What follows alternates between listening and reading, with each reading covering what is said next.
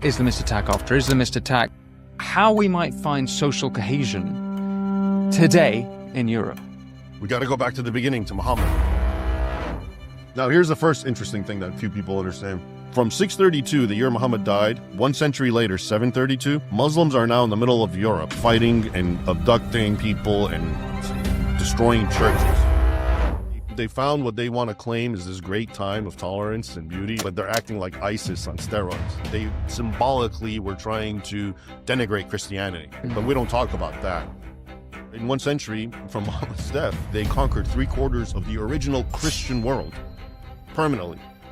This is what's building up towards the First Crusade. So then let's go to the Crusades. You hear the word crusade, it's such a diabolical, evil thing, evil venture. Now, what they don't tell you, okay, is one, that's how effective they've been. They've gotten that narrative to become dominant. Maybe we just stick with 2025 and what's happening. We've had some reports from Congo, Nigeria. I think every week I have to read about dozens of Christians being killed. And of course the media, they tell you, no, this is about climate change. But they actually do that. I've noticed, and I've been following this and writing about it a lot, Muslim persecution of Christians has been one of those most no topics. We don't want to go there.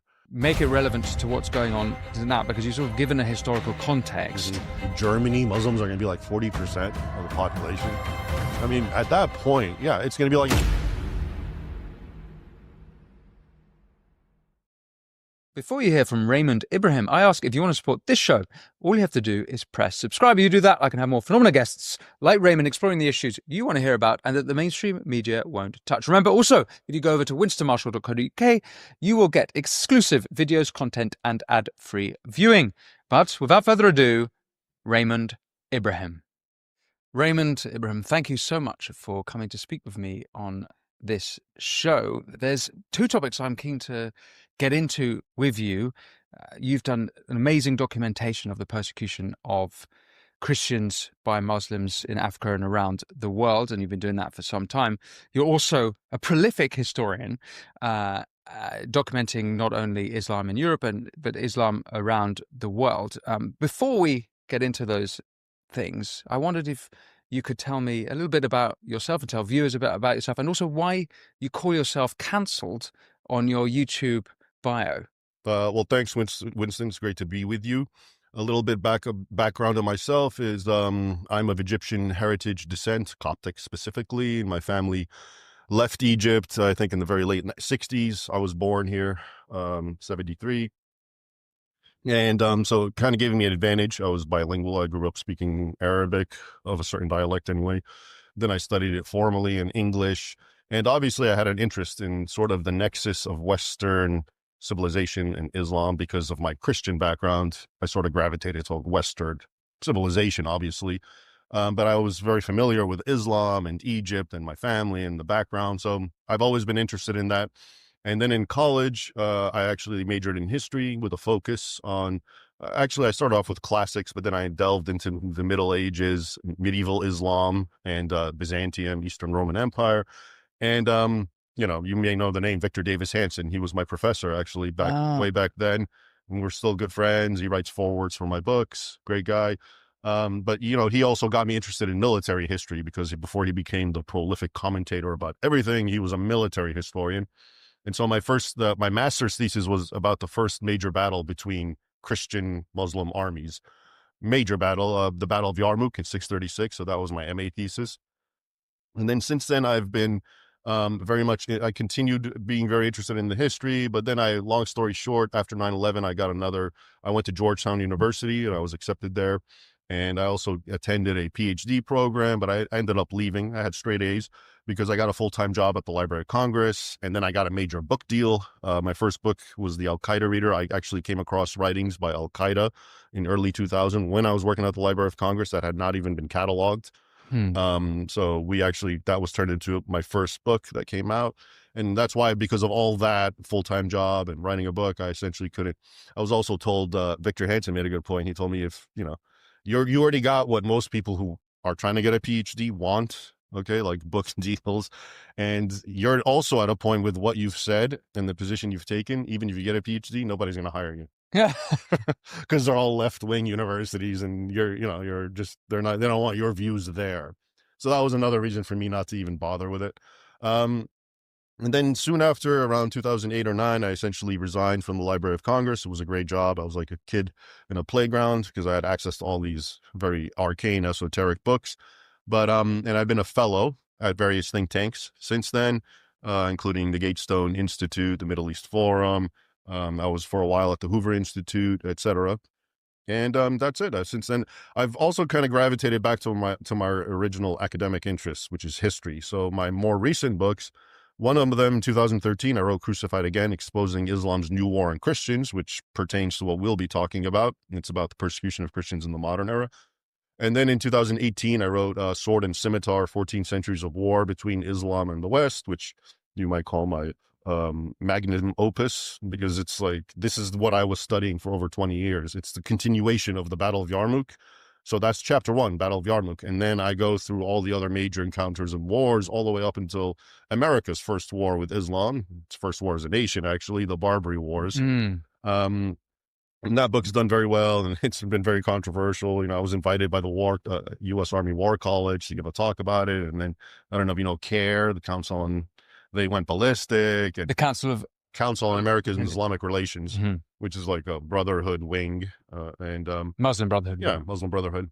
And they actually got me, they shamed the U.S. Army War College in rescinding my invitation. Did they? By calling them racist, and I was a racist and a white supremacist, and it was just so childish and immature. But the U.S. Army War College basically buckled.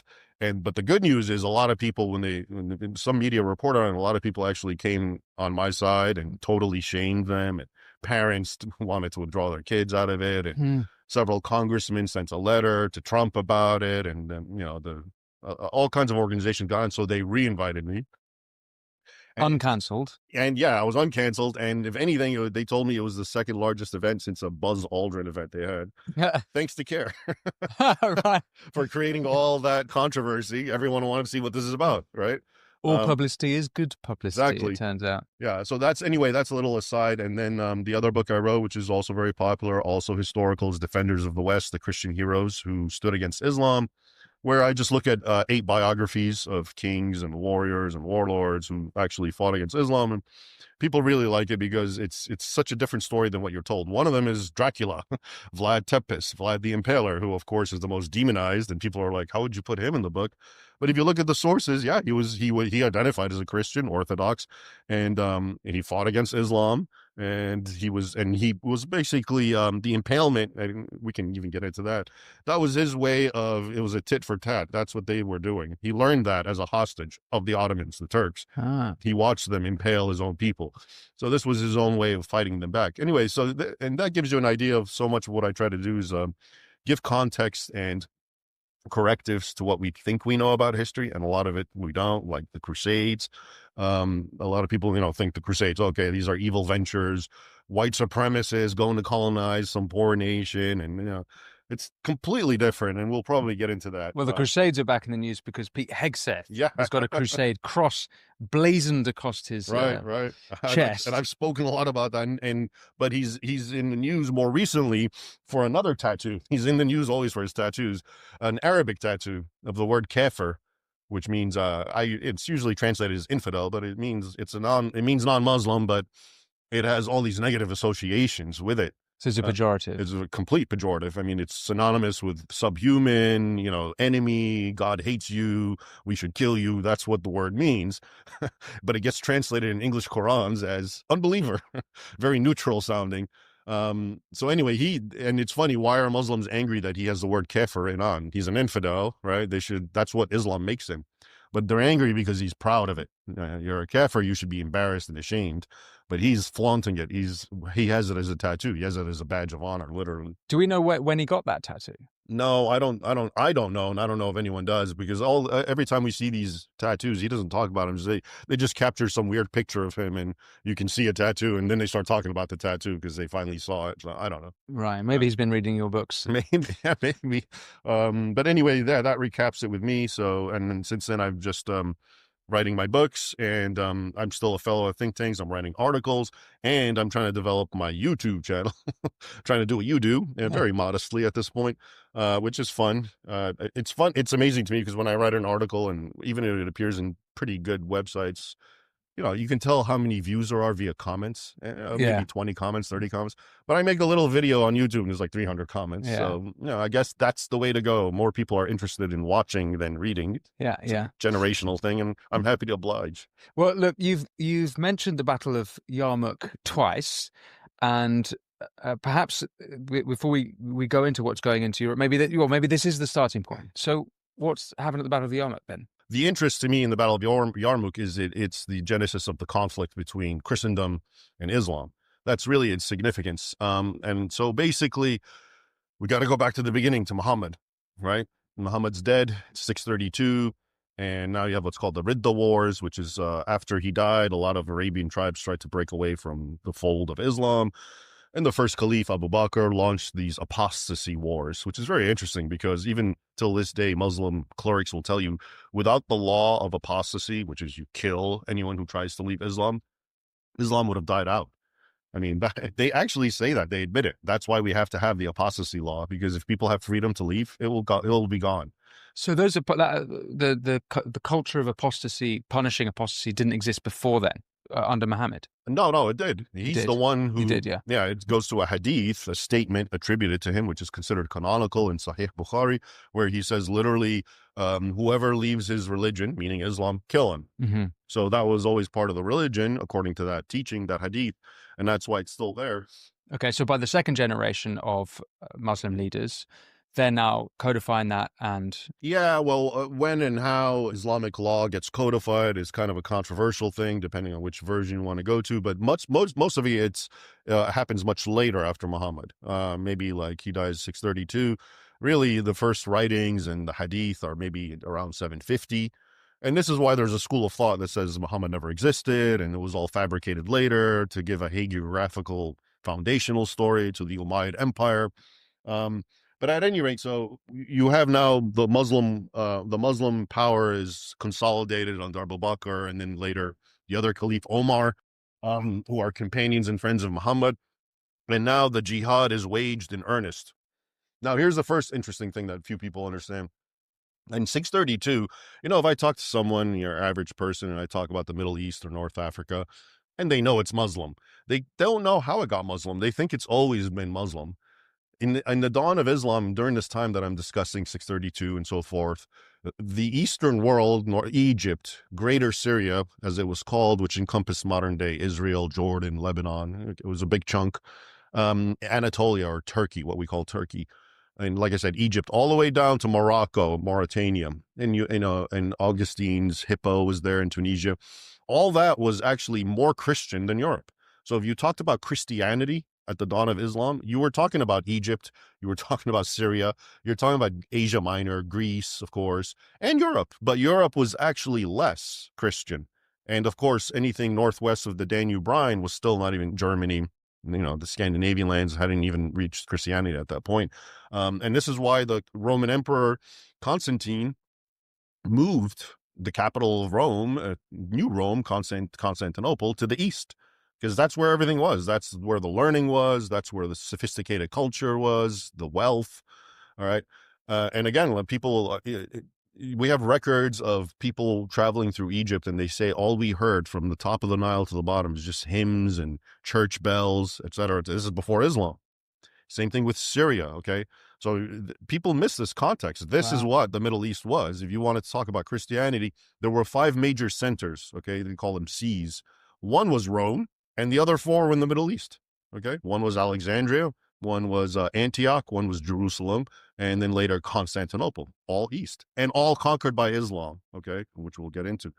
So anyway, we have the first major attack, and we have the Battle of Yarmouk in 636, and the Muslims prevail. Where is Yarmouk? Yeah, Yarmouk is a river in Syria, or it was in Greater Syria at the time, so I don't know if it's in part of Jordan now, but I'm pretty sure it's in Syria still. And that's where the two major armies, the Eastern Roman Empire, which they call Byzantium. I sort of don't like that word because it sort of creates a discontinuity between the Roman Empire. They saw themselves as Romans. Even the Arab accounts call them Romans, so this word Byzantine, anyway, but it's short, it's easy, it's succinct. So I interchange them. But the Eastern Roman Empire, basically, and the Arabs, the Muslims, fought there, and it was a major epic confrontations, and the Christians lost. And for various reasons, among it, there was a desert storm, which they weren't used to fighting in, whereas the Arabs were. And it takes on a great, it's very hagiographical tradition amongst Arabs. This is, where it all begins, and this is where Allah proved he was for us because we beat the infidels, etc., etc. And, I won't get into it, but anyone who's interested really should read about the battle, because a lot of what, ISIS, the Islamic State, the stuff they would say, which sort of sounds cryptic and people didn't understand it, they would say things like, we've tasted American blood and none is sweeter. And people just thought they're being gross. Actually, they were quoting characters from the Battle of Yarmouk, Muslim heroes, specifically Khalid bin al-Walid, known as the Sword of Allah, who said to the Romans, we've tasted Roman blood and none is sweeter. All right. So when a lot of the things they would say is actually from that battle and other battles as well. But that's how, these battles and major confrontations with the Christian world where they prevailed still figure very prominently in their historical consciousness, whereas to most Westerners, they have no clue, right? Yeah. So at any rate, the battle happens, the West, the Christians lose.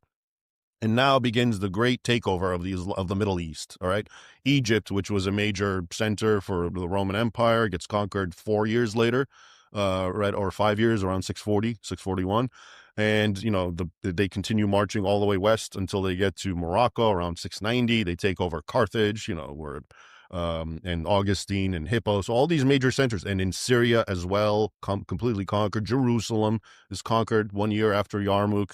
All right, it's like a complete domino effect.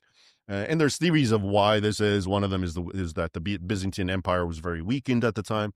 But also the Muslims enter and conquer Persia, the Sasanian Empire at the time. Okay, and now now Iran's been conquered, and they continue eastward. But just for brevity's sake, I'll continue focusing on the Western Christian world. And so now, from 632, the year Muhammad died, 1 century later, 732, Muslims are now in the middle of Europe, fighting and abducting people and destroying churches. Not just the middle of Europe. I mean, as far north as Tours in France. That's why that's the date. 732 is the Battle of Tours, which is right in the heart of France. Spain has been conquered since 711. Okay, now after they took over Morocco, now they sailed into Spain, and that was completely conquered and devastated. And now they're in the middle of France, okay, attacking, and this is the Battle of Tours from Muhammad's death. And historians have actually quantified it, but it's basically they conquered 3/4 of the original Christian world permanently. Wow. In Spain, not permanently, but for like 8 centuries they were there. And of course, in France, they still continued depredations. And the Mediterranean islands were all conquered around the 8th century. Sicily and Malta and all of them, Cyprus and Rhodes, for centuries.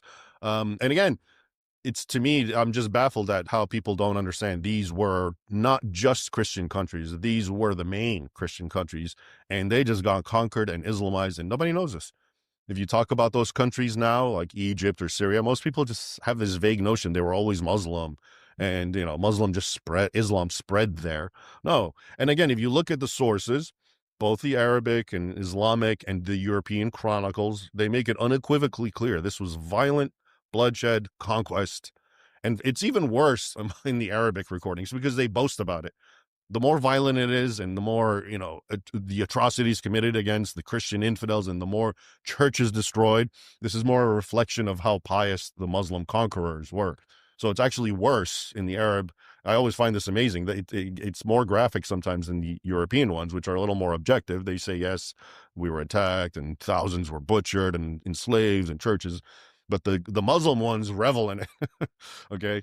And so now let's just stop for a moment. None of this is being taught in any school at all. Can I just ask, do you have a sense of the death toll in that first century? No. I mean, unfortunately, 7th century is what we're talking about. We're lucky to have just the records that we have. But, and I know I put it in Sword and Scimitar where I talk about various regions that get conquered, and then some chronicle mentions a number. Okay. But it's very hard. It's very sketchy that time. I mean, we're now nearing to what traditionally was called the Dark Ages, because we have, which, by the way, and we can get into, is a product of Islam. Okay. And many people don't know this. And since I'm at it, okay, we're almost there. So basically, after what happened and so the Mediterranean used to be known as kind of the Roman lake, and everyone, Egypt and Syria and all of North Africa and Europe, were all connected. It was part of one empire. After Islam took everything basically south of that, North Africa and the Middle East, and I already told you that was the richer, more profound, the more sophisticated region. Little Europe, the rest of the Christian was cut off completely. Papyrus ended. It used to come from Egypt. That supply was eliminated. All of that is historically, was the beginning of what historians would call the Dark Ages. Okay. And you don't know, I mean, and one historian, Henry Perrin, he was, I think, a Belgian historian in the 19th century, an Orientalist, as they called them. He actually had an entire thesis about this. And basically his line is, without Muhammad, there'd be no Charlemagne. The rise of Charlemagne and the Frankish state was basically a response to the nonstop Islamic aggression and the and the discontinuity of the Mediterranean. This is why now Europe had to develop on its own and start anew.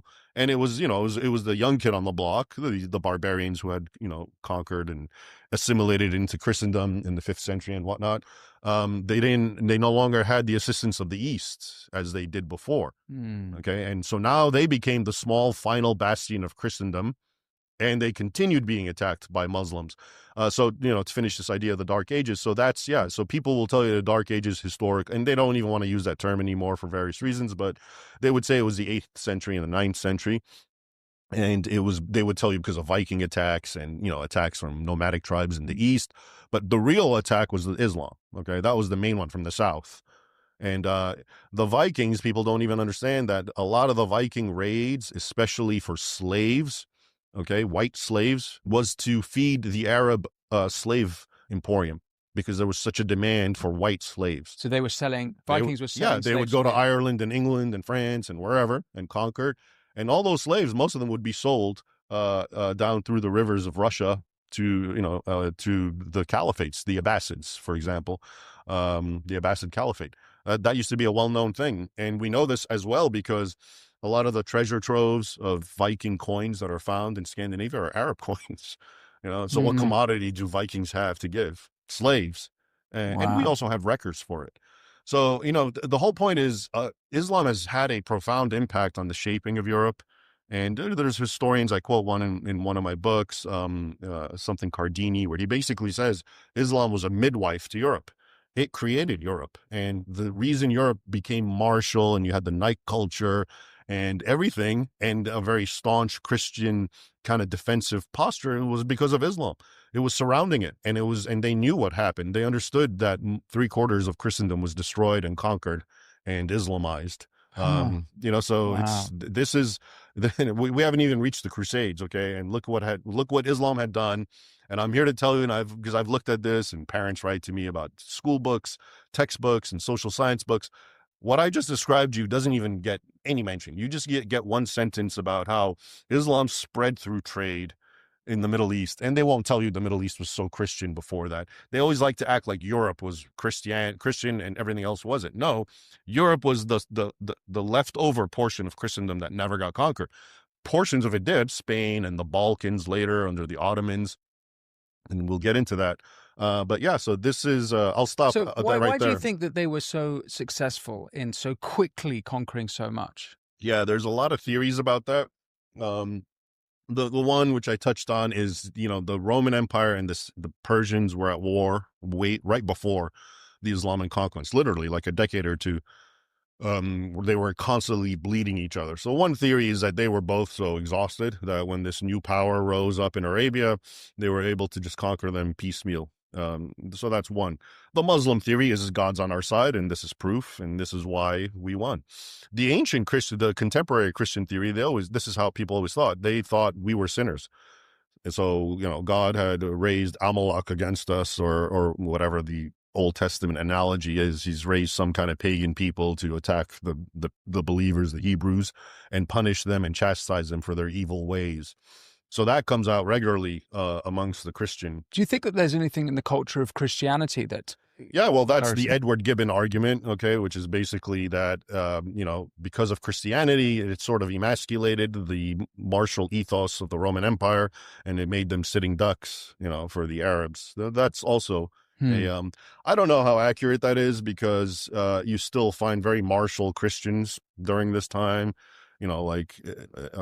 so Charlemagne is now the year 800. We have the rise of Charlemagne. Wait, before we get to Charlemagne, though, so the Muslim armies they don't conquer Tours, and they're fought back, right? And I think all the way back to Spain. You correct me if I get any of this history wrong. Yeah, no, right. So what galvanizes them, the Europeans, to fight back, and why is it that they don't go past into, at that point, presumably it's called Al-Andalus, right? So that's what the Arabs call it. Yeah. What would the Europeans have called that region? To them, it was it's known sometimes as Iberia, but it's the Spains, because it was various Spanish kingdoms before it became one.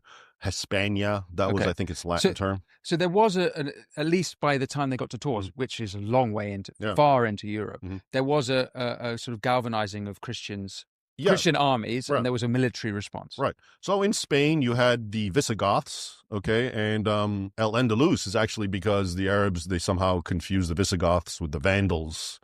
Al-Andalus, Vandals. Okay, so that's, I think, the origin of the etymology of that. Why they call it that, because the Vandals were in North Africa also a little before that time, and they conflate them all together, Vandals, Visigoth.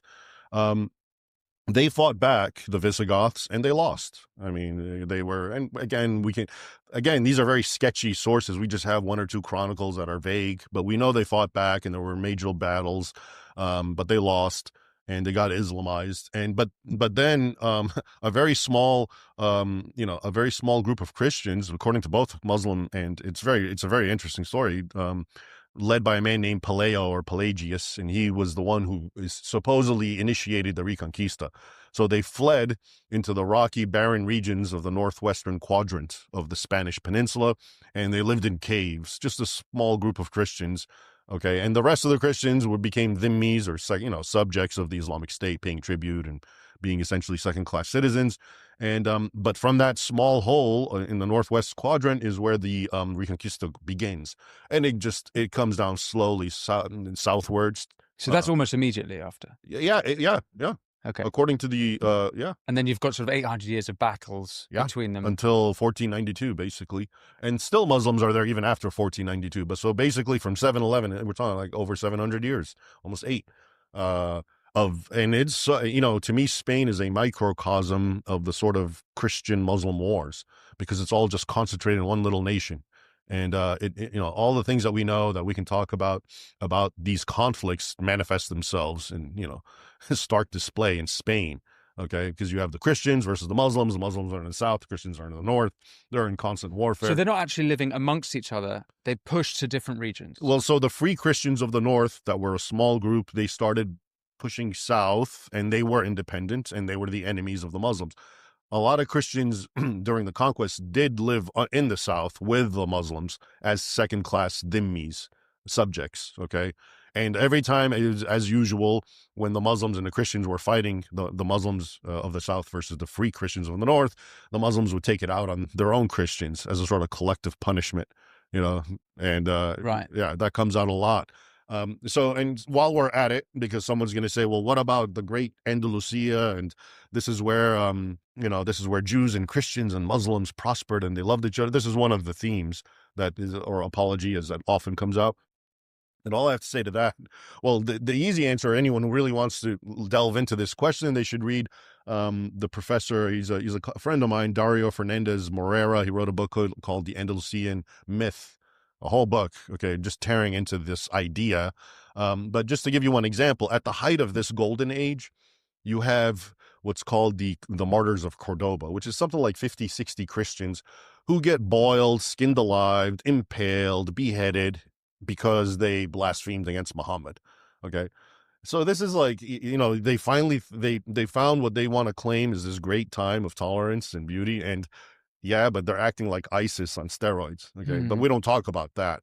So my point is just to show you that even when they try to find something, if you really look into it, no, it's the same as usual.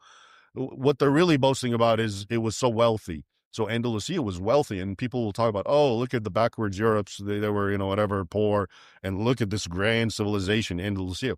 What they don't tell you is most of that wealth was because the Muslims were plundering it from the Europeans, including selling them on the slave market and plundering them, essentially. And that has always traditionally been Islam's capital, other people's stuff.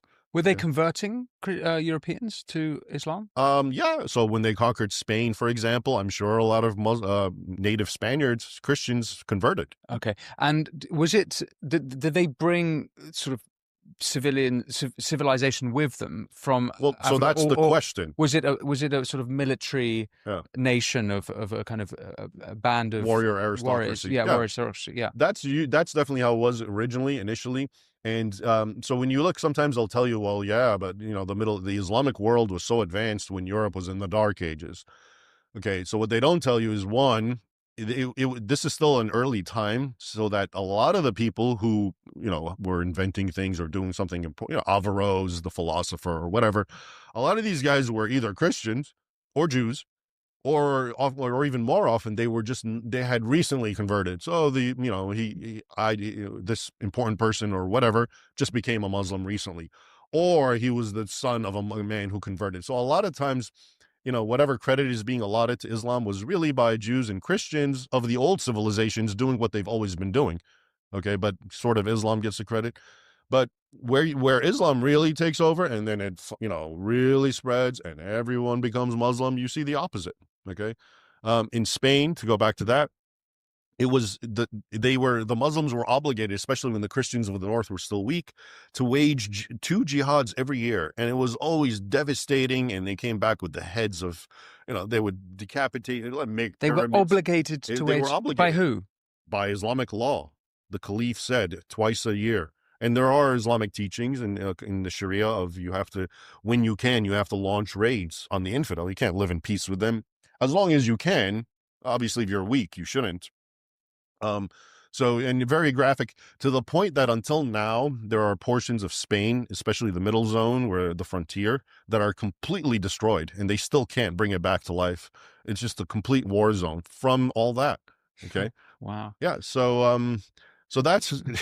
anyway, it's good we can kind of stop right here real quick, because now we're getting to near the Crusade time and we haven't even gotten there. But just think it for a while, like all this is what happened before the First Crusade, right? Yeah. And when we talk about the First Crusade, you're going to find out the problem is people present it in a vacuum. They don't tell you what I just told you. And all of a sudden, it's just these crazy Catholics decided to go and go abuse the poor. A guy like John Esposito, I don't know if you've heard of him. He's a professor from Georgetown, where I went. And there's a quote, which I quote so often that I think I've memorized it from him. And he says, 5 centuries of peaceful coexistence elapsed between Muslims and Christians until an imperial papal power play led to a series of so-called holy wars, which have left an enduring legacy of mistrust and resentment amongst Muslims.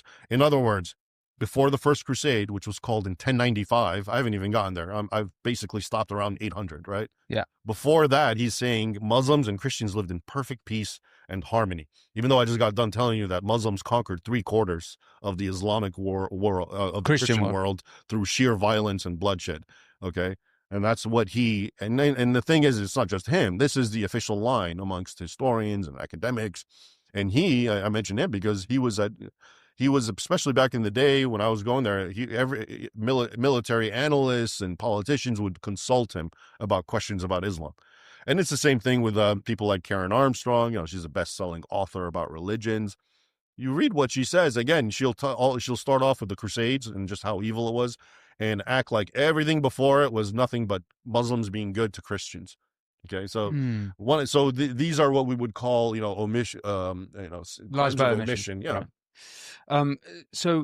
But at that point, though, do we need to go back to Charlemagne to tie the bow on Charlemagne? No, not really. I mean, he's great for his own thing, Charles the Great. I'll give you one quick anecdote again, because it shows you the games they play.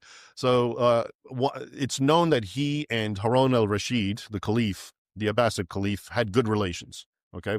And people use this often as, see. And where was that Caliph based? Baghdad. Okay. Yeah. The Abbasid Caliphate. And we're talking now, the year 800 or a little after. And people will always show you, yeah, see, it's, Islam and Christians got along. You got two emperors, or a caliph and an emperor, and they were friends, et cetera, and they gave gifts to one each other.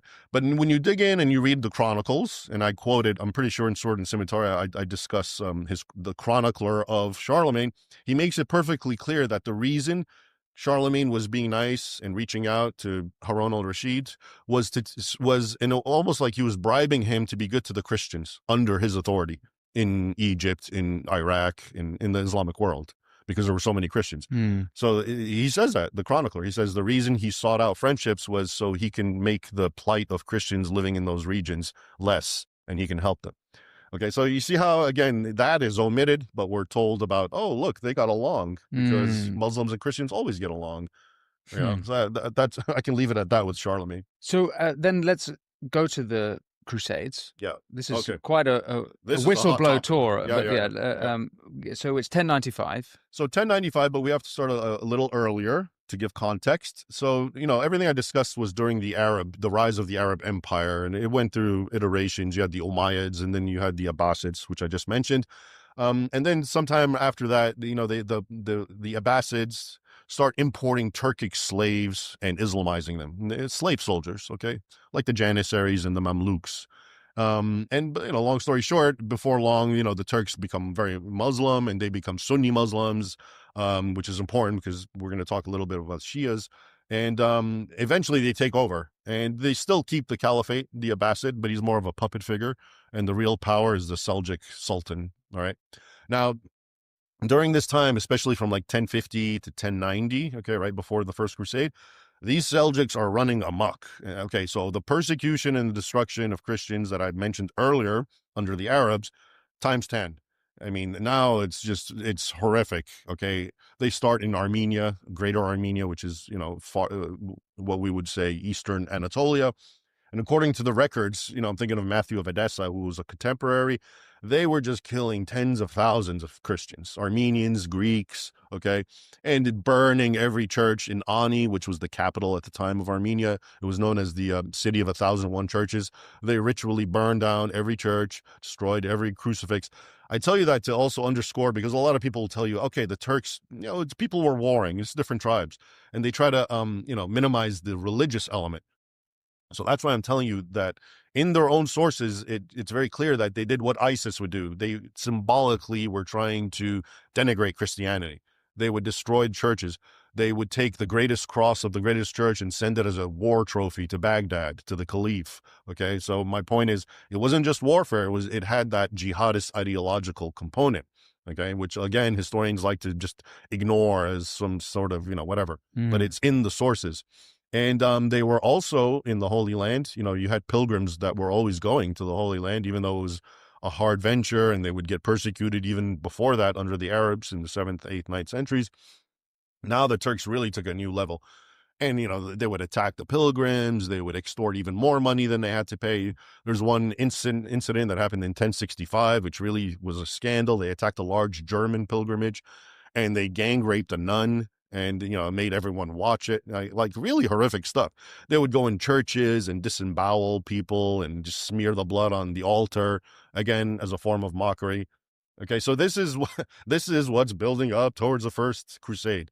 And then it really gets bad after the Battle of Manzikert, which is one of my main battles also in my book, Sword and Scimitar. And the Christians again lose. Where is that battle? It's in Manzikert, which is actually close to Armenia in Asia Minor. The Roman emperor at the time went again, like Yarmouk, they went with a large army trying to stop the Seljuk Turks, and they lost. And after that, they just completely ran amok all westward, and now they're attacking all Asia Minor, of course. I mean, Turkey, what we call now it's Turkey because it got conquered during this time. And Asia Minor, by the way, so Turkey, when you hear Turkey, you think, okay, it's a Muslim nation. This was such a Christian nation that, St. Paul's letters, most of them go there.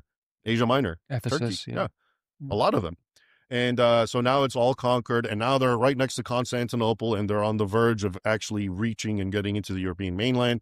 And the emperor, the Roman emperor at the time, Alexis, he calls for aid from the Franks and the Europe.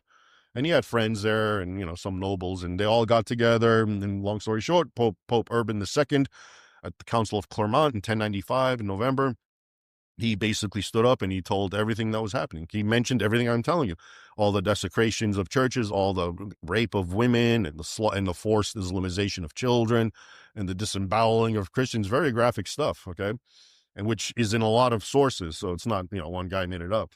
And that's it. And they all cried out Deus vult, which Mr. Hegseth has a tattoo of, which means God wills it, right? And that was it. They went. So if you asked earlier historians, in the 1800s, they would tell you the Crusades were motivated by love. They were actually, and it comes out in some of the sources where the Crusaders were moved by Christ's injunction to love your fellow man as much as yourself and to love God. So they were loving God because they wanted to go and liberate the Holy Sepulchre. They wanted to liberate the Holy Land, which was very important. Again, this is something modern people don't understand, but place was important. Holy sacred land was something that was, very important. So they wanted to go and liberate it from Muslim control, and they wanted to also protect fellow Christians. And now, your average person, you hear the word crusade, it's such a diabolical, evil thing, evil venture. But that marks an interesting turning point, even from the Christian point of view, from this, let's say, turn the other cheek mentality to we're going to protect our fellow Christians by killing others. Yeah, so the whole issue, this goes back to the concept of just war, which really one of the name that always gets thrown out there, and it's the chief articulator, they would say, and proponent is Augustine, St. Augustine, who lived in the 4th century, okay, or was it 5th century? So he's way before all this, and to him and to almost every other doctor of the church and theologian, it was okay to fight back. And, they would cite things like, a Roman centurion comes to Jesus, and Jesus heals his servant. And then Jesus, what does Jesus do when he does a miracle for someone? He tells them to repent, right? Change your way. He didn't tell this guy, hey, put your sword away, stop killing. I mean, this guy was a centurion. He oversaw the bloodshed, a lot of bloodshed. Jesus didn't say anything to him. Okay, so also John the Baptist, when people came to him, and a bunch of soldiers came to him and saying, what must we do? He didn't tell them leave the army. He said, don't be content with your pay. Okay, so a lot of these were understood by early church theologians as justifying just war theory. As long as the war is not about, conquests and enforcing whatever, my will on you. If I'm defending my land, that was 100% Christian. Okay, and this is why, so if you don't understand everything I've been saying, if you didn't hear this, then how is crusades just war? Because what you see is a bunch of Europeans going to Muslim territory. What's just in that? But if you know the truth, which is, well, that was Christian territory, and they were killing Christians still and destroying Christian lands and holy sacred places, then it did become part of the just war theory. You see what I'm saying? But it's 300 years since that it had been Muslim. Yeah. But I mean, to their thinking, to their point of view, and it was still full of Christians, and I mean, I don't think they went by statutes of limitations, right? They didn't think that way, So, right? Okay. So in their mind, they still rationalized it, but specifically it was because they were killing Christians and attacking Christians' places. Okay, so that was it. Even if it wasn't Christian beforehand, I think they would have just war theory would cover the logic. Why are you killing innocent Christians? So this is the first of several crusades. Yeah. Can you take me? I actually am not too good on crusade history. Can you take me through them? Sure. So the first crusade is the most successful one. It's arguably the only successful one because they got what they want. They went through. And the sufferings they went through are amazing. But they liberated various Christian regions and cities: Antioch, Edessa, and most importantly, Jerusalem, because that's what they really wanted. The Holy Sepulchres, or the Church of the Resurrection, was this massive complex that was built atop what is believed to have been Jesus's burial. Not just his burial; it was actually a humongous structure built during Constantine's time in the 300s. So in this church, you actually had where Jesus was betrayed, the Garden of Gethsemane, and then you also had where he was crucified, and you had where he was buried. Okay, and it was and resurrected. And a quick anecdote, which I almost forgot, but is pivotal to what we're talking about. In the year 1009, okay, so we got to go back in time a little bit. And just, again, what I'm going to tell you is going to, again, underscore just how Christian that region was and underscore the sorts of persecution that went. But there was a Fatimid caliph in Egypt, and the Fatimids were Shia, okay, and his name is Hakim Ba'amr Allah. And this guy, okay, they call him the Mad Caliph because they want to pretend that what he did, what I'm going to tell you, was the product of a maniac, right? Yeah, and there's no rationale. Under him, he had 30,000 churches in Egypt and in greater Syria destroyed. Okay, so first of all, 30,000, that's a humongous number of churches in an area that I thought was Muslim. Okay.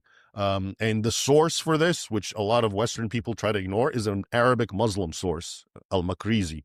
All right. And he says 30,000, and people say, no, that's a mistake. He put one too many zeros. He meant 300. And historians will write, 300 churches. But he wrote 30,000, including the Holy Sepulchre, the one that I'm discussing. He had it destroyed and pulverized. And then it was later rebuilt, a smaller version. But the one that I was telling you about by Constantine, he had it razed to the ground, this most important place for Christianity. As far as my geography of Jerusalem goes, that must have been huge, because where I know the rock where the crucifix was, the distance to that where it is believed that the tomb was. You're talking about the rock with the round stone. There's two places that people believe where Christ was buried. The one you're talking about, I think, is the later one. Mostly Protestants actually accept. Catholics and Orthodox believe it was somewhere which was actually closer. Okay. Yeah. Okay.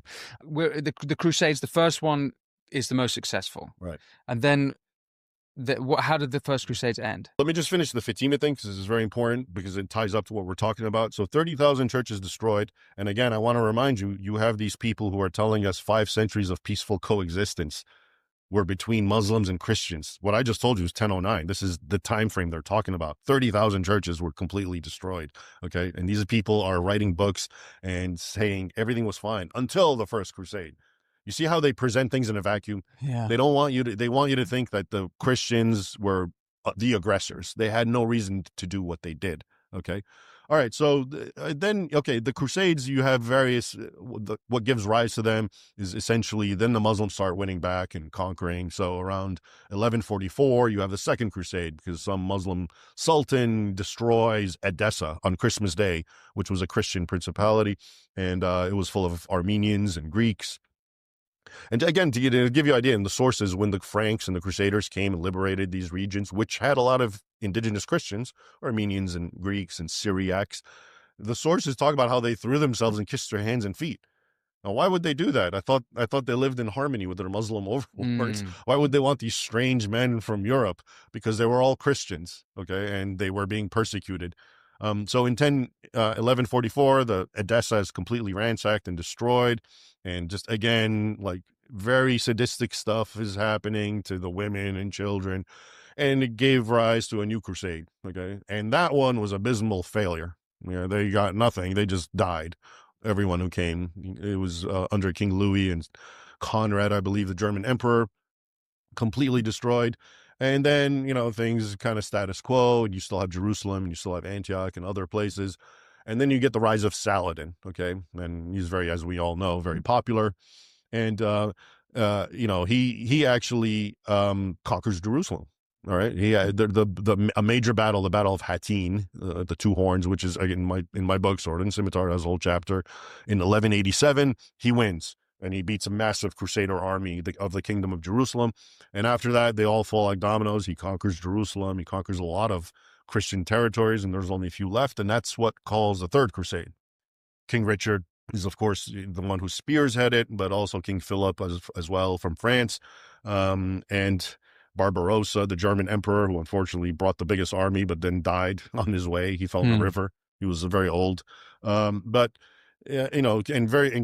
Richard is very impressive. I have a whole chapter dedicated to him and the Third Crusade and Defenders of the West, because when you read about this guy in the actual sources, it's amazing. Apparently he was a giant, okay, something like 6'6", or, because, oh, really? Yeah. And at that time, and the sources just describe him always leading his men, being in the center of the charge, the first one in, decapitating, slaughtering everyone. And the Muslims themselves, actually, in their sources, talk about him like that. So he was quite the formidable character. Very interesting. Anyway, the Third Crusade was kind of not a total victory, but not a total loss. Like, him and Saladin made a treaty so Christians can go back to Jerusalem, but it was still under Islamic control, and whatever. And then you have the Fourth Crusade, which is which people love to point fingers at, because it's where the Crusaders go and sack Constantinople. right? Christians attacking Christians. And that has its own story and different versions of why that happened. But before we get into that, I'm just remembering, again, very important point about Saladin before we leave Saladin. Now, this guy, you've heard how magnanimous Saladin was, right? And because I follow this and I read a lot of books, okay, about this, he's always held up as this great magnanimous and very tolerant, sultan. Until today, people say Christians can learn from him and his magnanimity, etc., etc. And he's, to me, and I made a video about him, he's the epitome of fake history. Because why do people say that? So, okay, if you look into sources, especially here's what they'll tell you. When Saladin conquered Jerusalem, which he did in 1187, he allowed the Christians to leave peacefully, and he was very magnanimous. And they always contrast it with the First Crusade in 1099, when the Christians conquered Jerusalem. Apparently, there was a bloodbath, okay? They killed everyone in sight, okay? So they use this. Now, what they don't tell you, okay, is one, according to the Muslim sources, he was like a fanatic jihadist who did nothing but persecute anyone who went against Islamic law. In Egypt, he had the Christians, the Copts, persecuted. He had their churches tarred. For what did they do, right? They're not crusaders. And then he had, after the Battle of Hattin, the Knights of the Temple and the Hospital, he gave them a choice to convert to Islam or be beheaded. They all said no, and he had something like 300 of them decapitated. In fact, going back to how ISIS, likes to live off history, when you see ISIS, the Islamic State, and those videos they made of Coptic Christians or whoever, and they have them in the orange jumpsuit, and they push them over and carve their heads off, that is directly lifted from what Saladin had done to these Christians at the Battle of Hattin. Exactly. That's how it's described. And they're emulating it, okay? And, also he did all sorts of other nasty stuff. His dying wish was to not just get rid of the Crusaders in the Holy Land, but to invade Europe until no one lived who didn't believe in Allah. I mean, this doesn't sound like a magnanimous, tolerant guy to me. You know what I mean? Okay. And then even what he did in Jerusalem, this supposedly magnanimous gesture, no bloodbath. If you look at the sources, what really happened is, they told him he was besieging, and he said, okay, they tried to surrender, and he said, no, I'm going to kill every last one of you. But then they said, okay, we're going to destroy Al-Aqsa Mosque, because they had possession of, we're going to destroy all the holy sites of Islam, and we're going to kill all our hostages.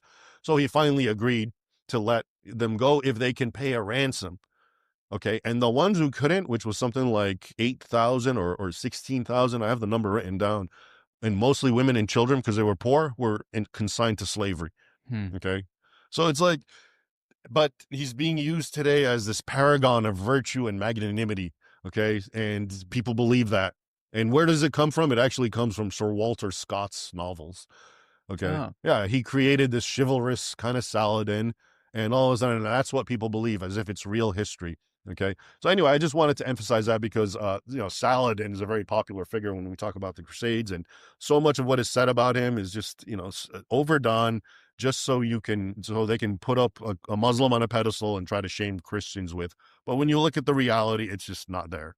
And where did the Jews fit in all of this? Were I understood that many of them were killed.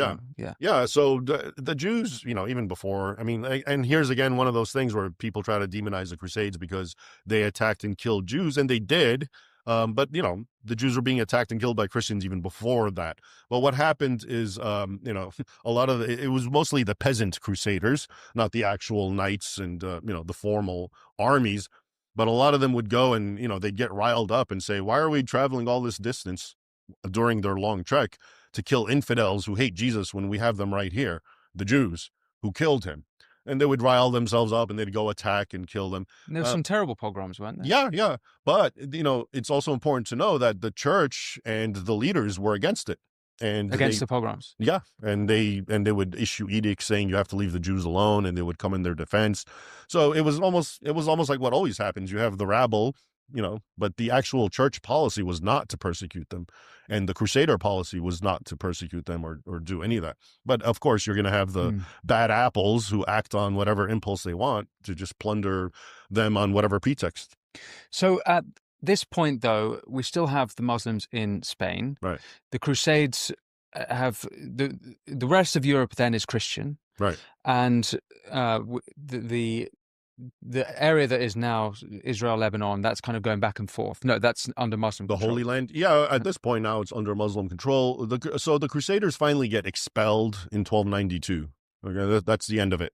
Okay. After the fall of Acre, however you want to pronounce it, that was the final stronghold after Saladin, and then the Mamluks came and they started conquering more, and then by 1292, you have no more Crusader presence in the Holy Land. Okay. So we'll come back to what happens next, because there's some important events, particularly there's 2 sieges on Vienna by the Ottomans, and I'm keen to ask you about Constantinople as well, or as we know it now, Istanbul. But you've mentioned a few times as you're discussing this that historians like to ignore this. Historians like to ignore that, or they paint this one-sided picture.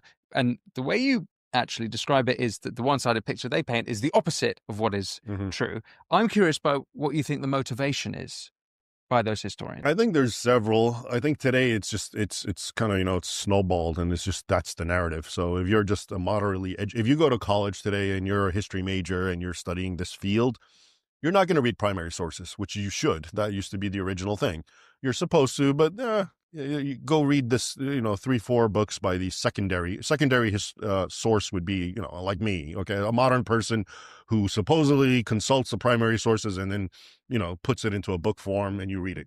So most people will read that. And those books now, they've been going, and the question is why, but have painted a completely different picture. A guy like Sir Stephen Runciman, for example, he wrote like 4 or 5 volumes of the Crusades, and it was considered, the bestseller, et cetera, et cetera. I think came out maybe in the 50s or 60s. And now historians will tell you, yeah, this guy really had an axe to grind, and he was just dedicated to making the Christians look bad and making the Muslims look good. All right. And how do we know this? Because the ones who have taken the time to consult the primary sources are realizing what he's saying is not there. And oftentimes the opposite is there. So why? Okay. The reason why I would argue today, it's because of what we would call political correctness. It's this desire, honestly, okay, really to bring it down where, the narrative has to always be this. Christians, whites are bad. Non-Christians, brown people are good. Okay, this is it. That's the mantra, and everything has to conform to this. Why? Okay, we can get into that, but that has been the case for, I would say, a long time, since the 60s, okay? And this sort of self-hatred thing has arose. But, there's also other reasons, academic reasons. For example, you want to be a historian, okay, the thing that would make you popular is you come up with a new interpretation. So for the longest time, the interpretation was what I'm telling you. But if I can come up with something clever, like, oh, wait, actually, Andalusia is a great beacon of light and learning. Okay, wow, then I've made a new contribution, especially if it's what people want to hear. People want to hear that narrative for the reasons I just explained. They don't want to hear about, okay, Christians and Muslims fighting because Muslims are aggressors, etc. So all of these, but, again, today in the current climate, it's just, what I'm saying right now, I don't care how my books, Sword and Scimitar, has like over 1,000 citations, endnotes, to show you where I got my stuff, because I already knew I'm going to be attacked. Where'd you get that? Where'd you get that? So the facts are there, but, people they still, till this very day, want to believe that narrative, okay? And you see it everywhere, manifestations of what I just said, this narrative. Even if you're watching the news and there's some kind of incident or criminal activity in between a black man and a white man or something, it has to be spun a certain way. So, of course, it's been going on with history, because history, people talk about fake news, and it's very important, obviously, but to me, fake history is more important, because fake news is ephemeral, and it creates its mischief, but then it, vanishes and we move on to something else. Fake history, you create overarching narratives and basically paradigms where you sift reality through. So if I've created a fake history where, Muslim-Christian relations are such that Christians were the evil aggressors and Muslims were the poor guys, well, of course, now when you talk about anything in the modern era and you see it through that lens, it all makes perfect sense and gives you more reason to despise the Christians and the Westerners, etc. And that's what's been going on for a long time, which is why I think when I discuss these things, the number one response I get from people is like, I'm embarrassed I didn't know this, why didn't I learn this in school? And well, this is why you didn't, because there's a narrative. Fake news has a political agenda. Right. Then fake history, it's the agenda. More profound. It's more profound. Yeah. But it's still somewhat political, right? Yeah, of course, it is political, and it manifests itself ultimately in a political way. But it's very subtle, and it's harder to prove. And so fake news, we can argue, oh, here's evidence that this guy didn't say whatever. But fake history, who's going to take the time to delve into the primary sources? Like, let's say I did. And I did it because I love it, and I was at the Library of Congress, and I had access to all those books, and I know a couple of languages, so it's not that easy to do that, and you're just going to go by. If I go to the bookstores, Barnes and Nobles, for example, and I go to the Middle East or history section, all the books, and I'm familiar with them, they're all the politically correct books that say the exact opposite of what I'm telling you. Yeah. So if you mean well and you want to read a book and you educate yourself and you go to Barnes and Nobles, you're just gonna learn the exact opposite. And that's why I always find it funny that you're better off being ignorant, because if you're ignorant, if you're an learned person, maybe just dropped high school and you didn't go to college, you're probably gonna have a better understanding of what we're talking about from an instinctual level, at least. Yeah. But if the further you go into higher education and formally study these things, what happens is you learn the exact opposite, but then you're proud of it and you're so zealous about what because I got a degree. I know this. You don't know what you're talking about. Yeah. But what happened is you've been indoctrinated in lies. Yeah. Yeah. So look, you've mentioned a couple of books that have changed the popular understanding of, let's say, the Crusades and these various other moments. But could you pinpoint to a specific moment in time when the narrative changed from, as you described earlier, there was a common understanding in Europe about Islam aggression in Europe, to now where most people have no idea? Is there a moment in time where that the transitional phase? Yeah, which is a good question. So, okay, honestly, it all really starts with, and a lot of people don't like to hear this, but with the Protestant Reformation. Okay, because with the break with the Catholic Church was a need to, I don't want to use the word demonize, but whatever, justify the break. And so anything the Catholic Church did became jaundiced and kind of bad, including the Crusades. And, the Protestants made good points, indulgences, et cetera, et cetera. I get that. That makes sense. But you got this move now where, like, whatever we can, however we can make Catholics look bad, we should. And that was the beginning. So Martin Luther, he condemned the Crusades. And then he condemned, when the Turks were actually invading Vienna or coming towards Austria, he actually said, don't fight back. And he said, this is God's way of punishing the Catholics and church, until they got close to where he was. And he actually changed his tune, literally, and wrote a new saying, no, you can't fight back. It is just war. I'm not lying to you. This is true. I can give you the evidence. How's that for motivated reasoning? Yeah. So it really starts with the product. And look, I don't want to get into I'm not a theologian. I'm not arguing who's right theologically. I'm just saying, as a historical development, the rift in Christendom between Protestants and Catholics created a sort of hatred towards the Crusades, okay? Because it was another thing to point at and say, oh, look. And they also, this was also the beginning of the rehabilitation of Muslims in the eyes of Europeans. Because if Muslims are the enemies of the bad guys, the Catholics, they must be good, okay? And this is why till today, it's actually Protestant nations that are suffering from Islam, because they're the ones who have completely opened their doors and who follow this logic, which is Muslims are great. It's the Catholics you got to worry about.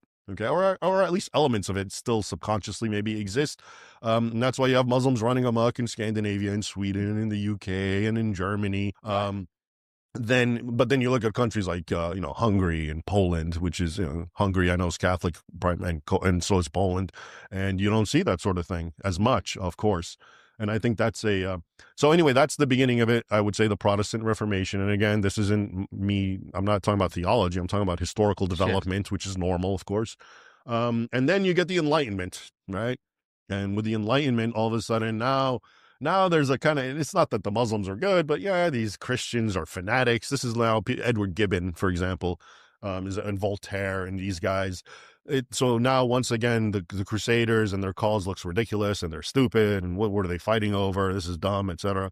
Okay, and then you move on until you come to sort of the modern, 19th century, 1800s. Now you have serious scholars, Orientalists, and they just approach it in a very cold fashion. I actually like their writings; they're objective, okay, and they're looking at the sources.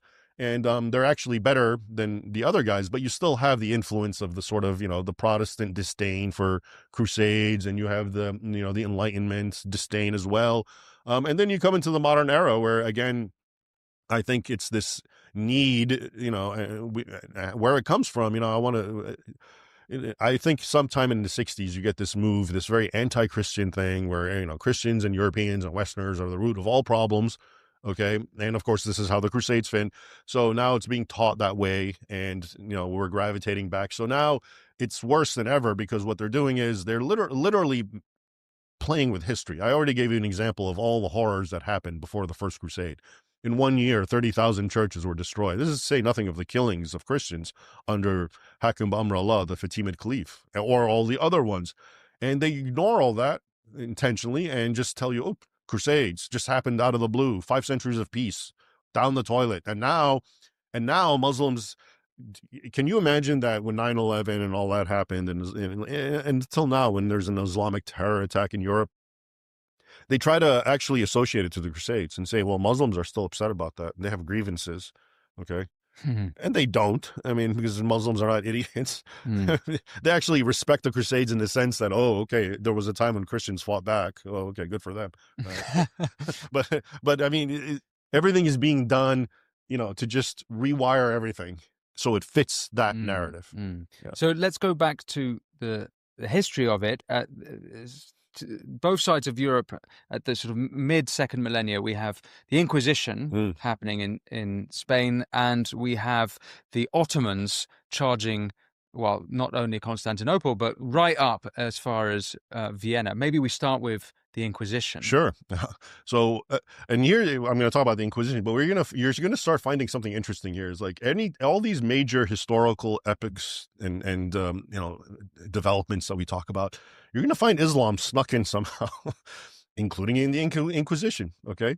So the Inquisition to us is, just crazy fanatical Christians torturing everyone to get the facts, etc. And then there's elements of that as well. Okay. But it really started, why did it start in Spain? Because it was part of the war with Islam. And after the Reconquista now is finally coming to an end, and all the Muslims have been beaten far south, they're all now in Granada, southern tip of Spain. All right. And this is under Ferdinand and Isabella, right? The unification of Spain as well. So now they're all holed up, but they're about 500,000 Muslims. Okay. And initially the Christians allowed them to keep their religion and keep their Sharia and live. But whenever they could, the Muslims would basically try to subvert and attack, including with Barbary pirates and with the Ottomans. They were like a fifth column, and they would attack Christians whenever they could and kill them, etc. So it came down to, you either become a Christian or you leave, go back to North Africa where your ancestors came from. And so now why become a Christian, right? Now, today it's seen as, oh, look at these intolerant, crazy Catholics. They just force their religion on everyone. No, the logic was, if they become Christians, this jihadist animus they have for us will have to go away, because now they're like us. Okay, that was the only logic. Okay, become like us and lose your hatred for us, or leave. So a fatwa came out. A fatwa was a decree by several respected Islamic jurists from North Africa, who invoked the doctrine of taqiyya. Okay, and taqiyya means you can dissemble your true beliefs about Islam. You can say you're a Christian, but as long as you're truly a Muslim in your heart and you're doing this as a stratagem, you can do it. But continue to hate the infidel and whatever. Continue trying to plot against them. So a fatwa came out, and all 500,000 Muslims overnight became Christians, and they converted and were baptized. And long story short, the sources describe them as being better Christians than the Christians. They were punctual to church and everything, but they were home reading the Quran to their children and preaching undying hatred for Christian Spain, and still trying to plot. Okay. And that was the beginning of the Inquisition. Okay. Because the Christians didn't know what to do. They didn't want to get rid of them because they converted. And what if he is a sincere Christian? And what if he's not? But they weren't aware that they were being deceitful. Yeah, finally, when they finally learned that they were being deceived, there's one guy who I quote, I think he's a priest from 15th century, and he says these people were better Christians than us, and yet in their hearts they still believed and were following the impostor, prophet. Okay? And so they were still a fifth column, but an even more dangerous one. And the Muslim sources say, and a lot of the people, very early cryptic references, a lot of the men who were engaged, and women, I suppose, who were engaged in Takea were burned because of the Inquisition. So that is really the, and there's elements of this with Jews as well. I think they're called, one's the Moriscos were the Moors who supposedly converted, but were still kind of practicing their Islam, and the Marranos, I believe, were the Jews who and when people talk about the Inquisition, my point is they always mention the Jews, but it was actually a lot more Muslims who were being tried for that very reason. And, Catholic Spain just ended up basically saying, you're either one of us or you have to go because you're plotting against us, obviously. And the only way we can determine it is through an Inquisition.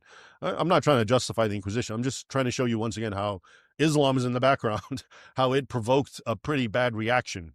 But you Christians. have called some of the behavior of Islam and the Muslims as they grew out from the Arabian Peninsula up into Europe as brutal and barbaric. Mm-hmm. Would you describe the Inquisition in such ways? Sure.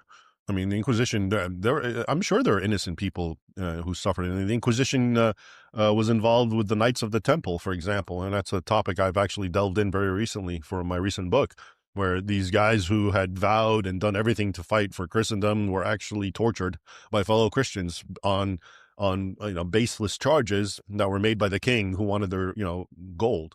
So I'm sure a lot of people were. I'm not justifying the Inquisition. I'm more interested in trying to show you how, once again, Islam gave rise to something that was very negative in Europe. Or even, the Christopher Columbus, he sailed, the ocean blue because he's looking for spices. People, again, don't understand the whole thing was about Islam. Okay. Yeah, I know that's because but he couldn't go east anymore. You couldn't go east because if you go east, you get killed. Okay, by the Muslims, the Ottomans, and the Mamluks, and so forth. And not only that, in his own writings, he was doing this partially to help with the crusade. He wanted to find people who he thought would be Christians or converted to Christianity, and then they can be mobilized to go, like in a pincer movement, around and attack the Islamic world and liberate Jerusalem. So it was still that, or even the Portuguese before him. The Portuguese explorers, or usually Prince Henry, I think, is... or Henrique II is the main one who's attributed with this sort of traveling around the world. He was a complete crusader. That was his motivation entirely. Oh, really? Yeah, entirely. Oh, that was it. Wow. You see how Islam is just embedded in Europe's history, and so many, it's events, been completely taken out. Yeah, events were a reaction to it. Wow. So what about then the rise of the Ottomans? What year is remind me what year Constantinople is 1453, May 29, when it's conquered. Yeah. And so what happened? Was that a very bloody, brutal, like the rest of it, or what's the story of the sacking of Constantinople? Okay, so I mentioned the Seldžučki Turks, who were Turks, and they were the ones who were mainly during the First Crusade and a little bit afterwards. And then the Ottomans were more Turks. And the names Ottoman and Seljuk, these are the names of the founders. So Ottomans is with their founder, their forefather, Osman is his name, and the other guy was Seljuk, but they're all Turks. And they rose in that area very close to Constantinople, and they eventually took over and consolidated all the Turkish tribes under them, and the Seljuks were gone, and they became the chief power at the time. There were really two powers, the Ottomans in Turkey, and in Egypt you had the Mamluks, who were slave soldiers. And Egypt kept importing them, and then eventually they took over. Anyways, and they were contending rivals, the Ottomans and the Mamluks, until the Ottomans actually beat the Mamluks in around 1517 and absorbed all of that whole area. So the Ottomans were definitely the scourge in more modern times. Okay, so from around 1400 up until 1683, they're at Vienna, right? They're surrounding Vienna. For those hundreds of years, the Ottomans completely devastated the Balkans, conquered so many regions, Greece, Bulgaria, Albania, all these regions. Hungary was one of its main enemies, but it also got conquered for about 150 years. And, like I said, it goes all the way up until 1683, and now they're around Vienna, again, encircling it with 200,000 and I'll tell you a very interesting story about Vienna because it's very applicable to today. Something's happening today about this. But in the Battle of Vienna in 1683, you have something like 200,000 Muslim Ottomans surrounding it. And on their way, they destroyed and devastated everything, killing 30,000 Christian captives, etc.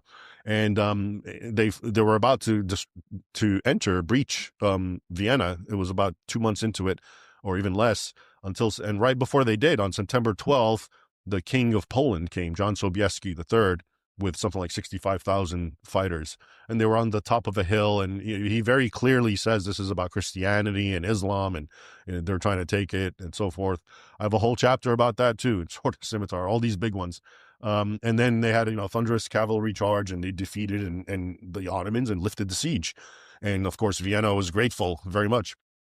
So since then, they've been trying to put up a monument or a statue for Sobieski on that hill in Vienna where he came down. And a lot of Viennese and Austrians want it, and of course Poles want it, and it's a way of thanking the Poles for what they did. But the city council of Vienna said that's too Islamophobic, and it might offend the Muslims. When was that? This is happening right now. This is something actually that was just reported like a few weeks ago. Okay, and we're not going to have it because it agitates Islamophobia. And then you look into Vienna, and it's like a bastion of Islam. I didn't know this, or until recently, there are more Muslim students than Catholic students. And Vienna, of course, was a Catholic nation. It was a seat of the Holy Roman Empire, which was why it was so important to Muslims to conquer. Like Rome. Today, there are more Muslim students in Vienna than Vienna, and constantly the mosques are being busted for teaching hate. Last year, there was a foiled plot on a Taylor Swift concert. Yeah. But I mean, there's a lot. I wrote an article, and there's so many things. And, these students tried to shoot up a Christian class, and they said because killing Christians get us into heaven. That's what the Muslims said, the students. So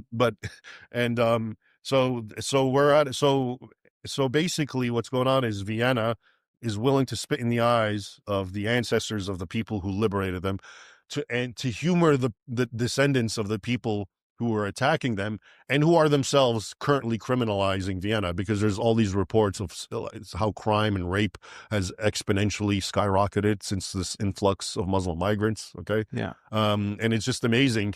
And a final, about these battles, because this is related. In France, also about a couple of months ago, a couple of Muslims tried to bomb something in Poitiers by Tours. Why? Because they wanted to avenge the defeat at the battle. You're kidding me. No, they were smarting about that. Still, this battle, most Westerners don't even remember. Again, showing you the long view of Muslims. 1,300 years later. Yeah. Wow.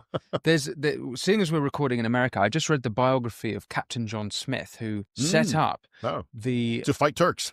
Well, he set up the first successful colony at Jamestown. And before that, he's a man from Lincolnshire, and he went to fight the Turks in Hungary and was captured, became a slave, was taken all the way across to eastern Turkey, eventually escaped, walked up to Moscow, then walked all the way across Europe again to his friends in Hungary, and eventually, actually, he didn't even go home then at that point. He went off and went on some other adventures. But for me, it goes to show that actually even the founding of America, I mean, you mentioned the Barbary Wars earlier, that this stuff would very much have been in the imagination of the founders of this country, as we seem to have forgotten all of that stuff. But isn't it ironic? John Smith, I mean, he's mostly famous for what? Pocahontas? Yeah. Right? But here, even this guy has this long, sordid affair with Islam, right? Yeah. And since you mentioned it, and since I've been talking about history and I went up to 1683, let me actually finish it off with Barbary, because that's very important. Yeah. People don't realize, I mean, think about this. America's first war as a nation after gaining independence from your country was against Muslims. And with Jefferson, yeah, Jefferson. And why? Because they were using the very same logic that all the other Muslims that I quoted, the jihad, etc. You're an infidel.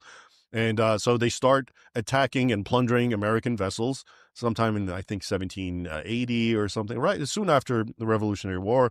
And long story short, Jefferson and John Adams, they meet with the ambassador from Barbary, I think Tripoli, Abdul something.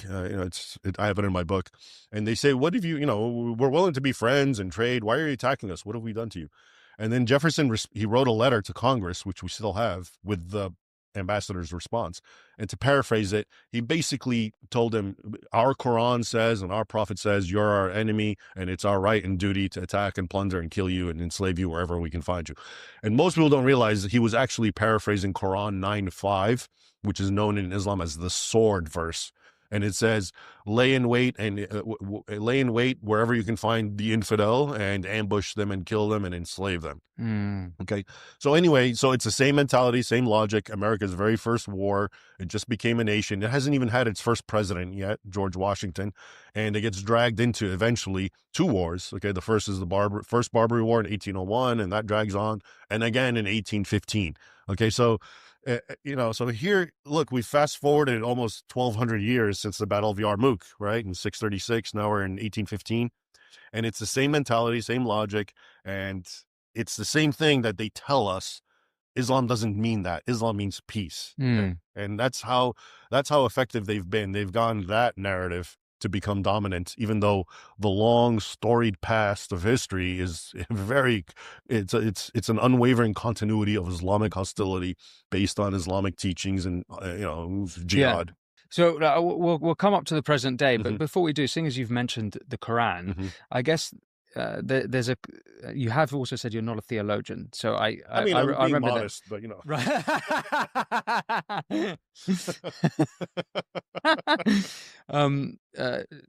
Where do you think this comes from within Islam, and is it the behavior? Is it the example of Muhammad or the example of these first early Muslim warriors? And I think it's an important one because we look at Islamism today, and it's clearly, we talk about ISIS and all these Muslim Brotherhood, and we talk about Israel and Hamas, and it's clear that there's an aspect of Islam that is like the scripture you just cited, that is I guess violent, and there's a contention there that this idea of peaceful Muslims, moderate Muslims, and I guess, I'm not sure exactly what my question here is, but the origins of all this, how it all starts? Like, how much is this from the Quran? How much is this from Muhammad? What's your perspective on that? Yeah, okay, it's all,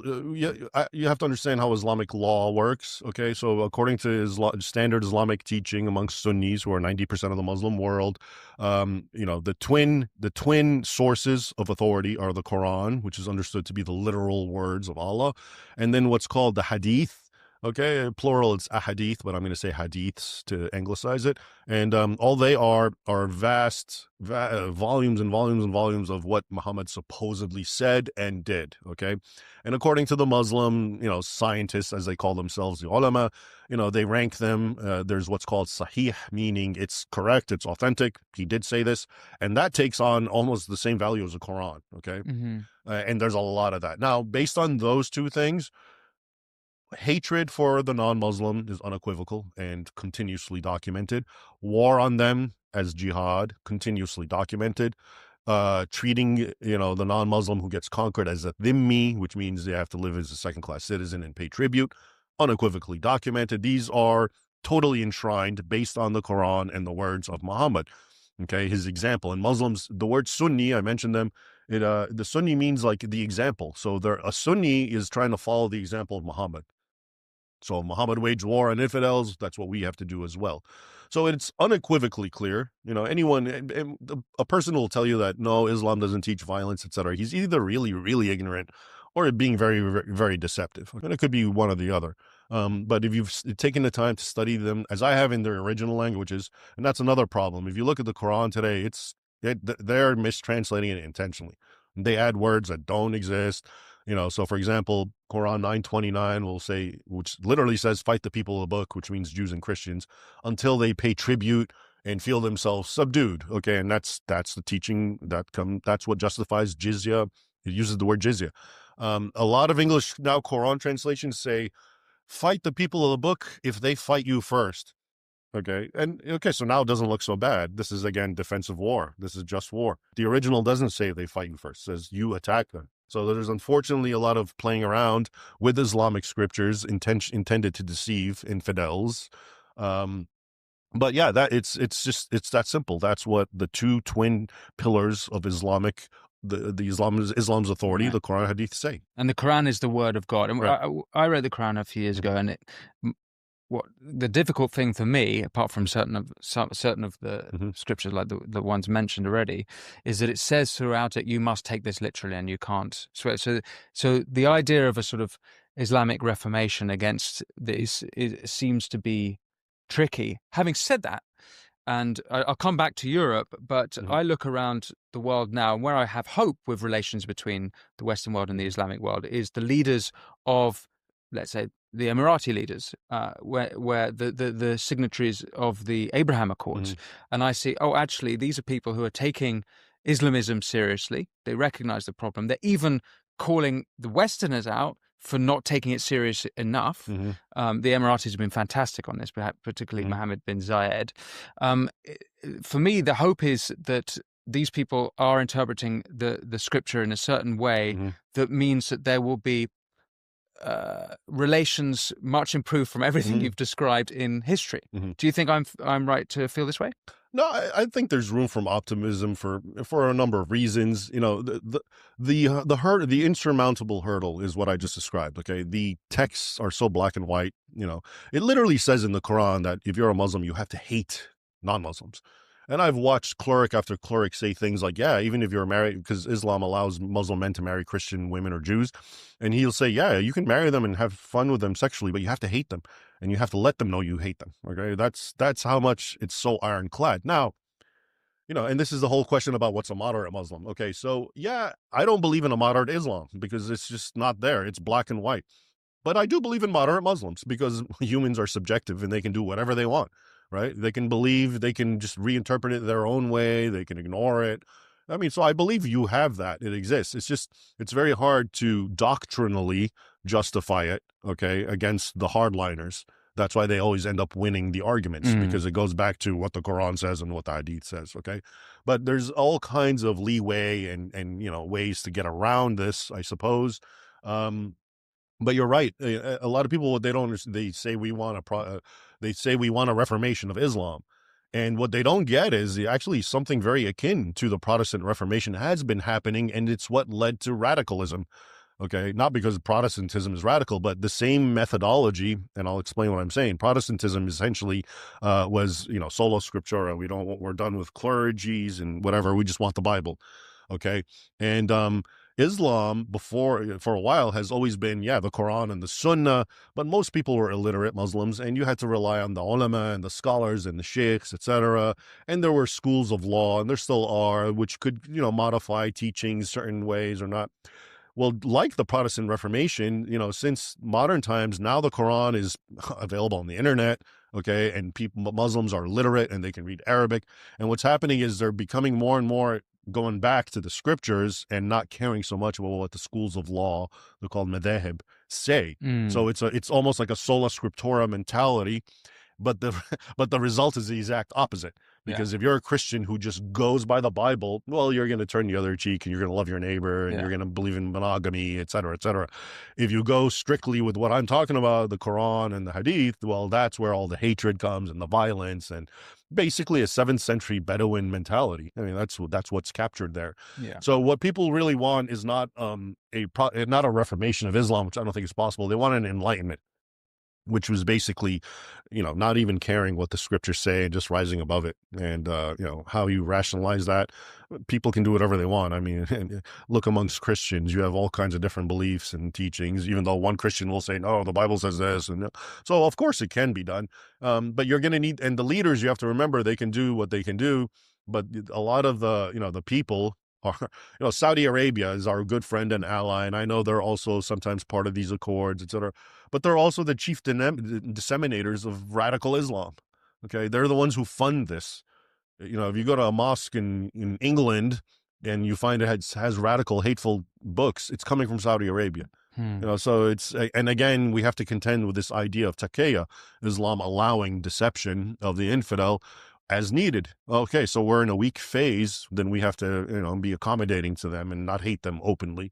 You know, so all that needs to be taken into consideration. But having said that, I think if Western powers or the non-Muslim world just dropped the act and said, look, we understand your religion. We understand it has violence and we understand this, but we're not going to tolerate it.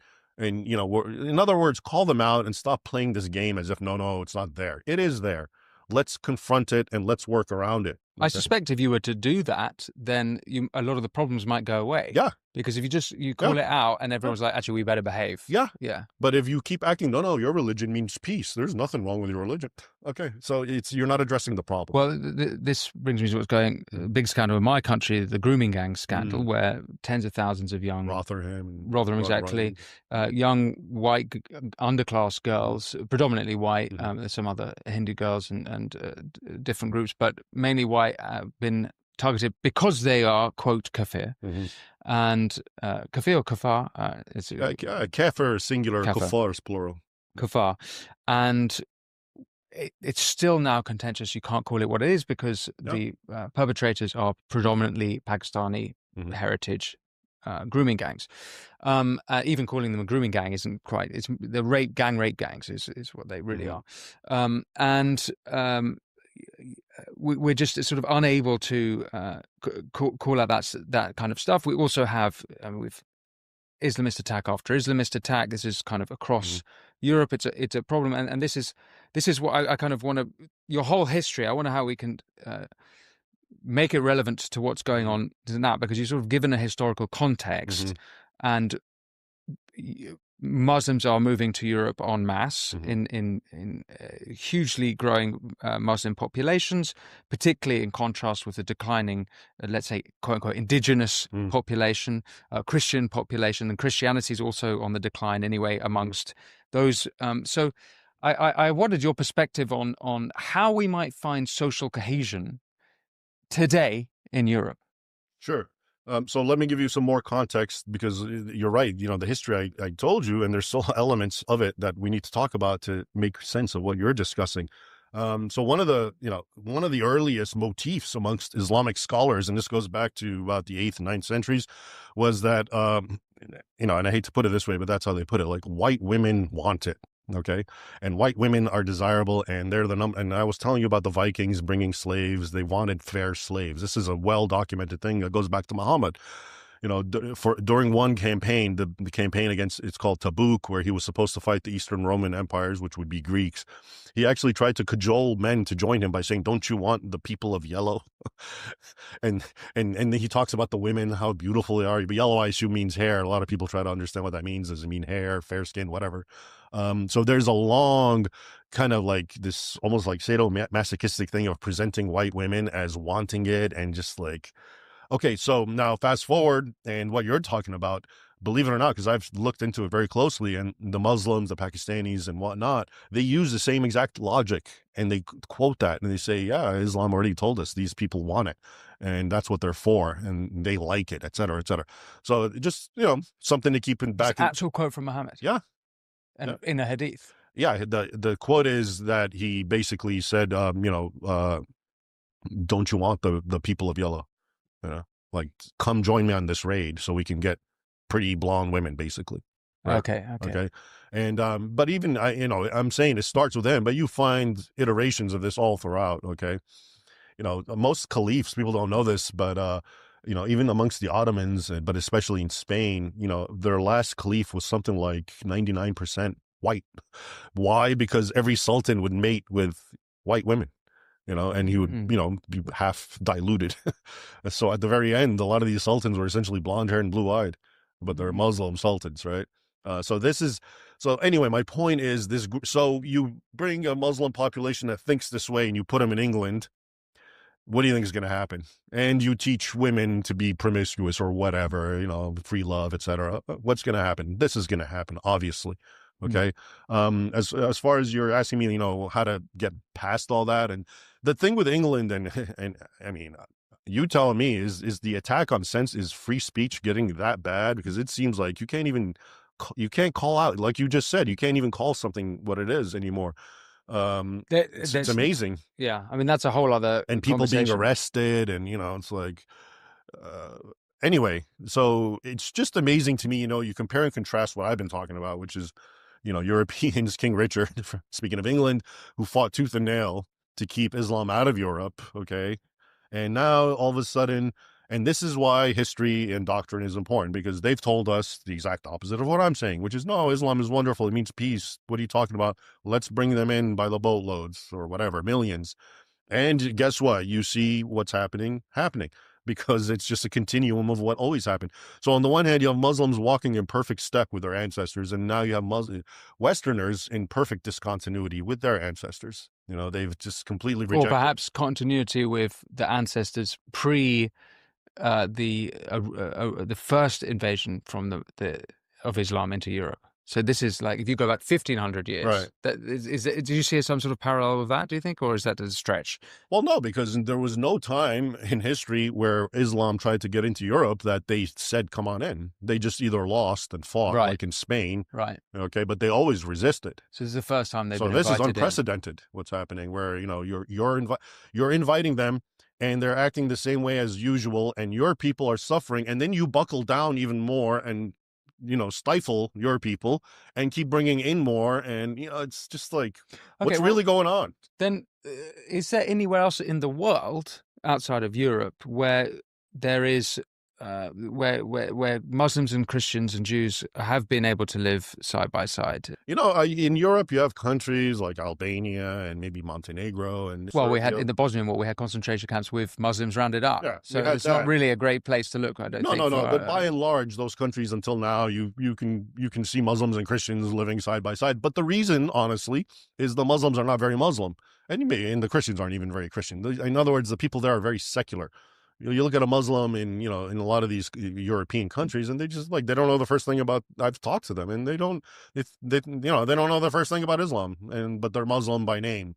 So I think that's one of the reasons that you can have that. Look, if Muslims are in power, and they're the dominant group, and they're upholding and following Islamic teachings, then by nature, the non-Muslim, the Jew, the Christian is going to have to live as a second-class citizen. Okay, so like in Egypt, for example, which was a very Christian nation, and now it's 90% Muslim, let's say 10% Christian. Okay, so there's constant persecution, but there's all these laws against churches. Okay, so I just read a report, finally came out, the numbers. And long story short, Christians are always complaining we need churches, and they're not allowing them to build churches. And if you go back to Islamic law, Islamic teaching, which I was discussing as based on the hadith and so forth, you're not supposed to. Christians who are conquered, they can live and pay tribute, but they can't build their churches. So until today, in a modern nation like Egypt, you have that law, or kernels of it still exist. Okay, and it finally came out that when you do all the number crunching, for every one church that Christians have, Muslims have 60. If you even up their numbers as population. I mean, think about how obvious discrimination that is, okay? And but Egypt publicly will tell everyone in the world, no, we treat our citizens the same, okay? They all have the same religious freedom. But 1 to 60, that ratio is pretty telling.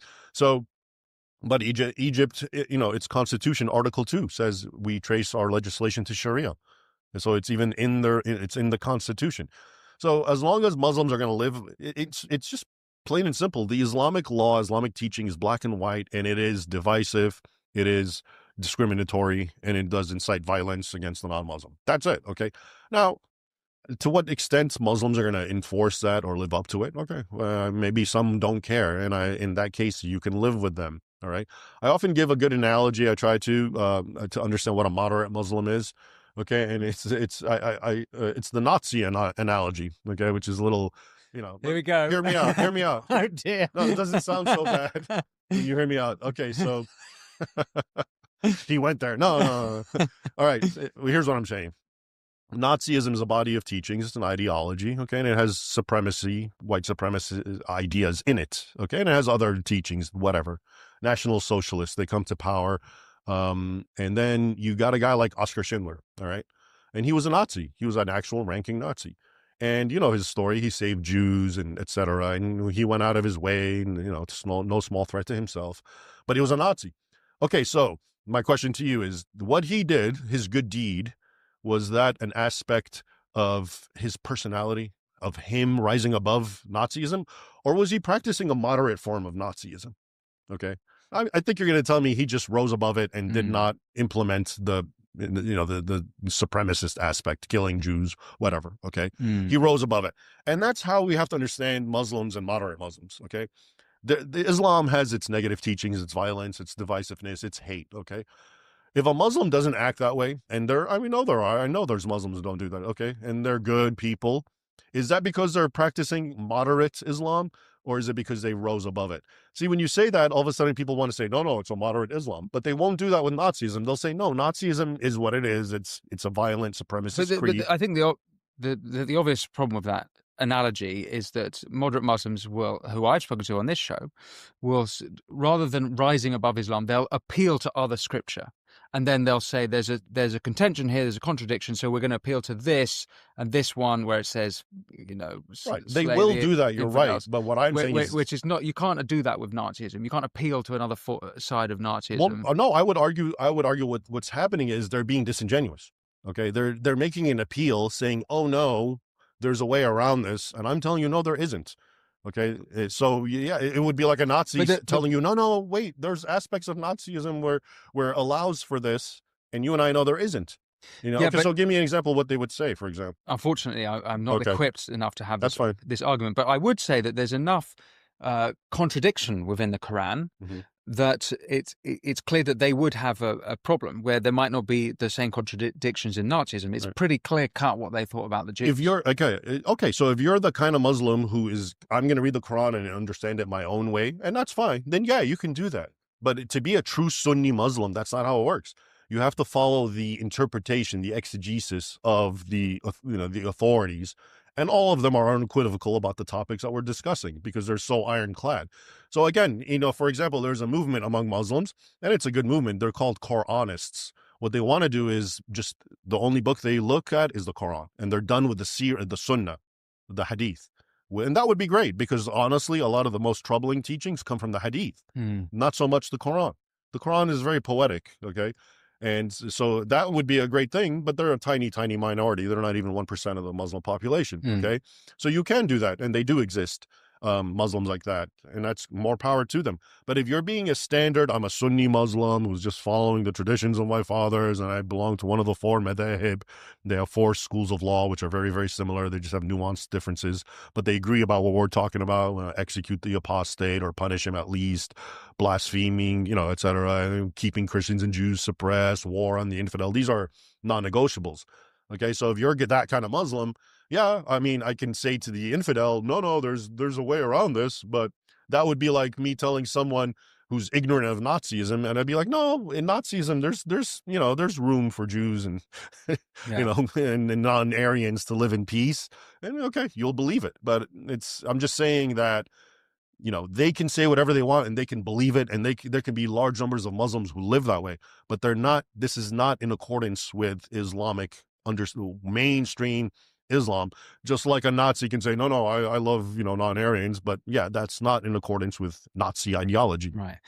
We mentioned right at the beginning of this conversation that we would look at your work on exposing the terrible treatment of Christians by Muslims around the world. Now, it's been an amazing long conversation so far, so I appreciate that, that we're opening, breaching a new topic, but what perhaps we can touch on some of the most recent things, and then I'll put listeners to go to your reporting on your website. Sure. But maybe we just stick with 2025 and what's happening. We've had some reports from Congo, Nigeria, and even Syria, although it's very mixed reporting on Syria, and I'm not sure how true it is there, but I wondered, if you could explain what's going on. So, the persecution of Christians, and it really dovetails wonderfully with what we're talking about, because it's part of the continuum. The persecution of Christians by Muslims has always been there from the very beginning, because most of Muslim lands are in Christian territory, and that's why so many of them ended up converting to Islam.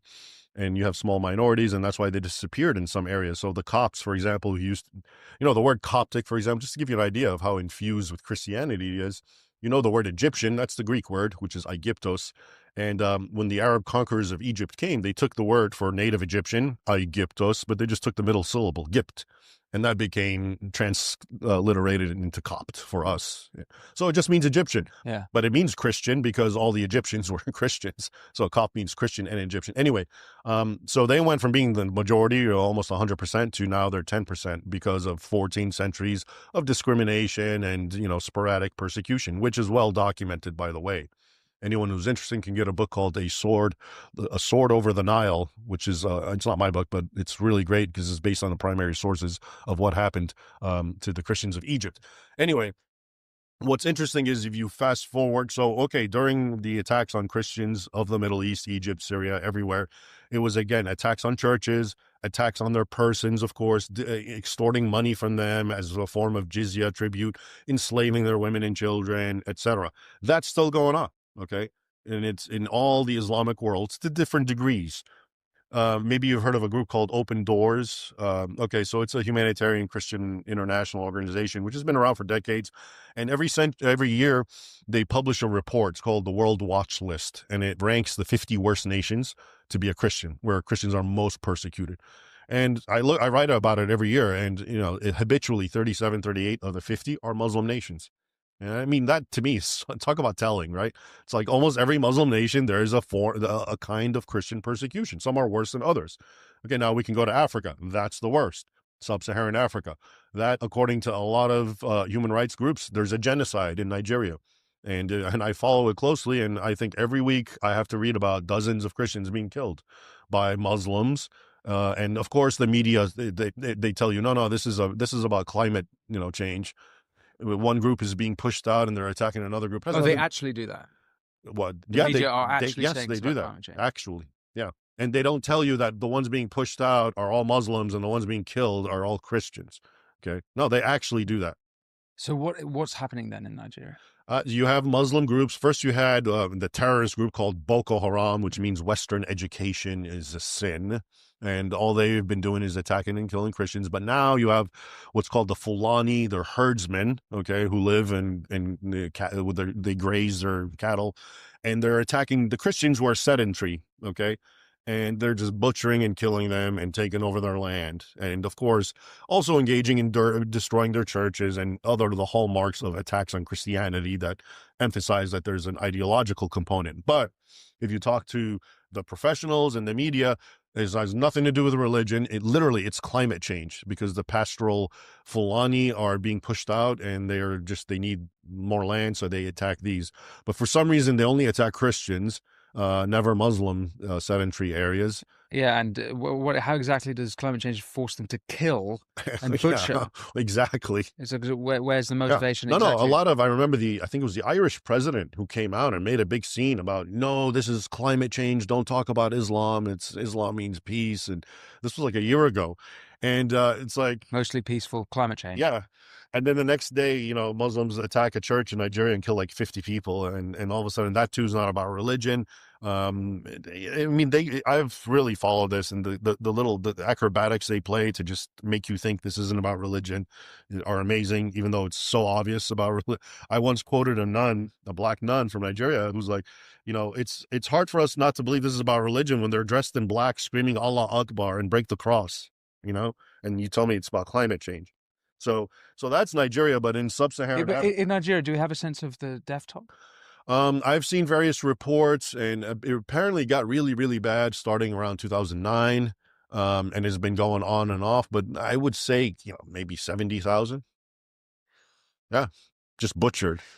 And what has the Christian response been to that? The Nigerian Christian? Nigerian or the greater Christian? The greater Christian response is it's not happening, and there's nothing to see here. Black lives apparently only matter if they're not Christian. It's one of those things where if it was the opposite, if this was, let's say, Muslims being killed by Christians, this would be on the news nonstop. Everyone would know about it, but such as it is. And again, why do you think that the Christians don't care about this?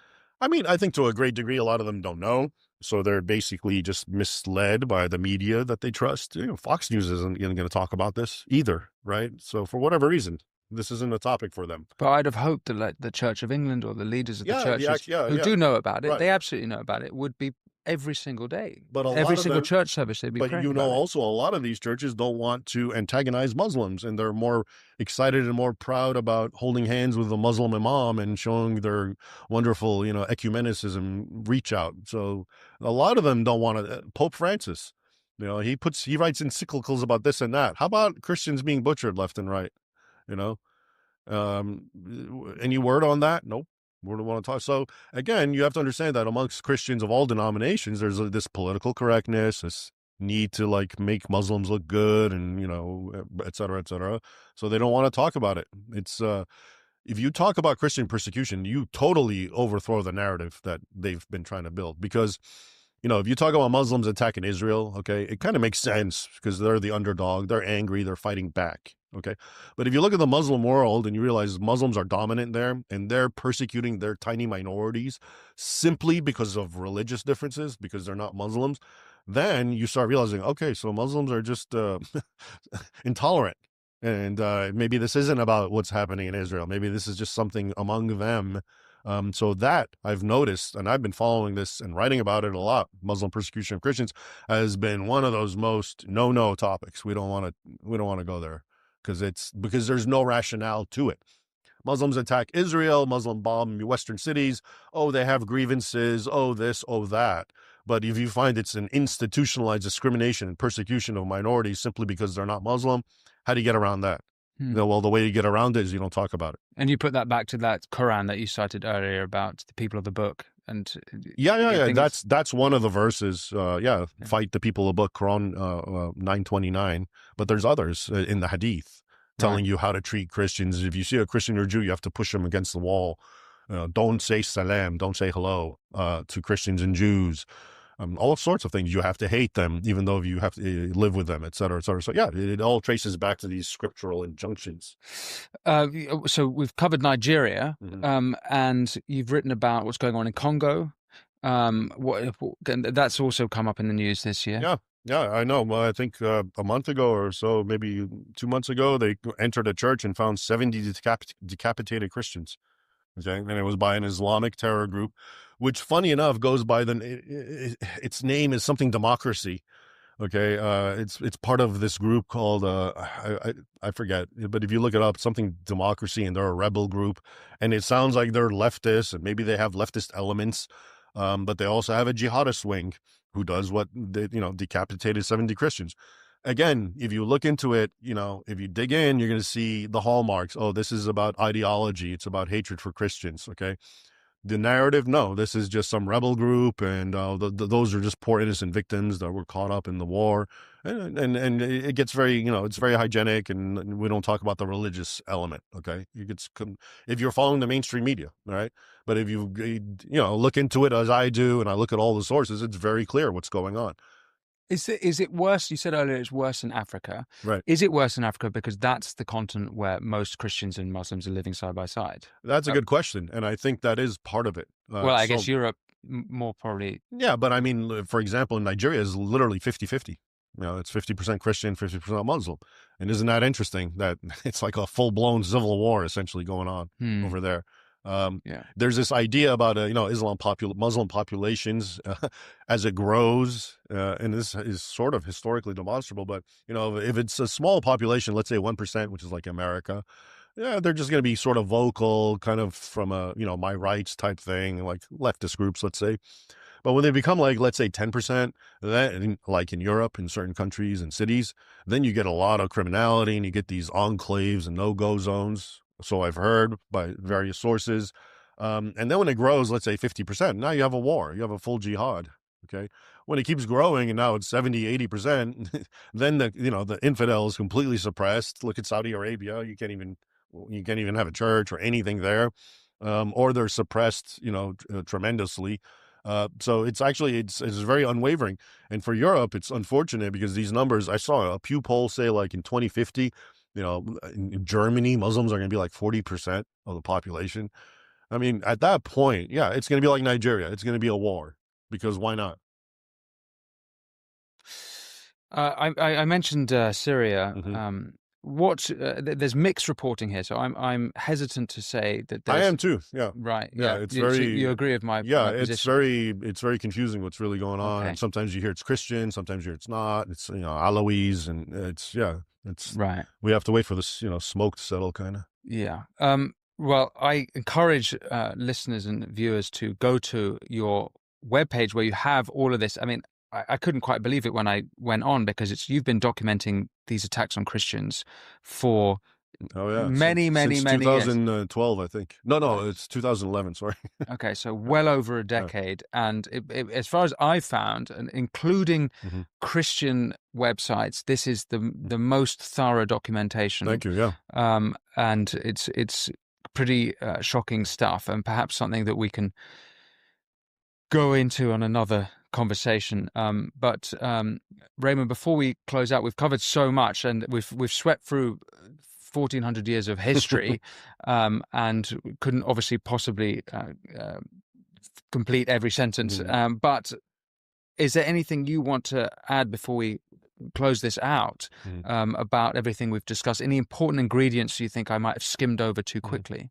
No, I just, to cap it off is just really to emphasize that there's such a gap in people's knowledge, and it's by design. This isn't just ignorance because whatever. It's been for decades building up, where information, like I said, fake history, which is more potent in many ways than fake news, has been like accelerating. And so people really need to educate themselves, and don't look to the professionals, because they're not going to do it, because a lot of them maybe even agree with me, but they have a career and they don't want to lose their job. You know what I mean? So a lot of that.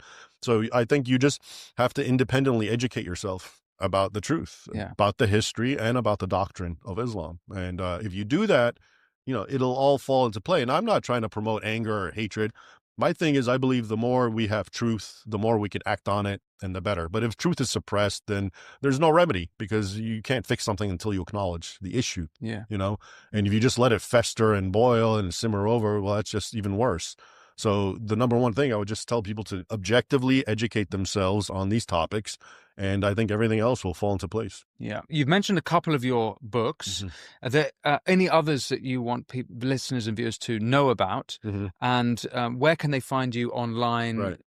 Your social media and website? So my website is basically my name, RaymondIbrahim.com. And there you'll get all my articles, my videos. I make YouTube videos too. You can see me there. And I have social media links to the ones, even though most of them I'm shadow banned on, because nobody sees anything that I post, they tell me. But the books, I would say, if you want to do what I just said, educate yourself, the number one book that I wrote would be Sword and Scimitar, 14 Centuries of War Between Islam, because I give the bare bone theology and doctrine that you need to understand about Islam without going into every detail. And then I give the history that we just discussed, and I really document it. And I go all the way up until the present and show the parallels. So I would, that would be the book that I would primarily suggest for anyone. Yeah. Raymond, I would like to say it was a pleasure speaking with you, but frankly, it's a jarring experience. It's been hard, brutal history, and particularly what's going on right now is really. Well, try being me sometime. Raymond Ibrahim, thank you so much for speaking with me. And my pleasure. We must do it again. I enjoyed it. Yes, thank you. Thank you for watching the Winston Marshall Show. That was Raymond Ibrahim. If you want to support this show, remember all you have to do is press subscribe. And if you want ad-free viewing and exclusive content videos and interviews, head over to winstonmarshall.co.uk. But until next time, be well.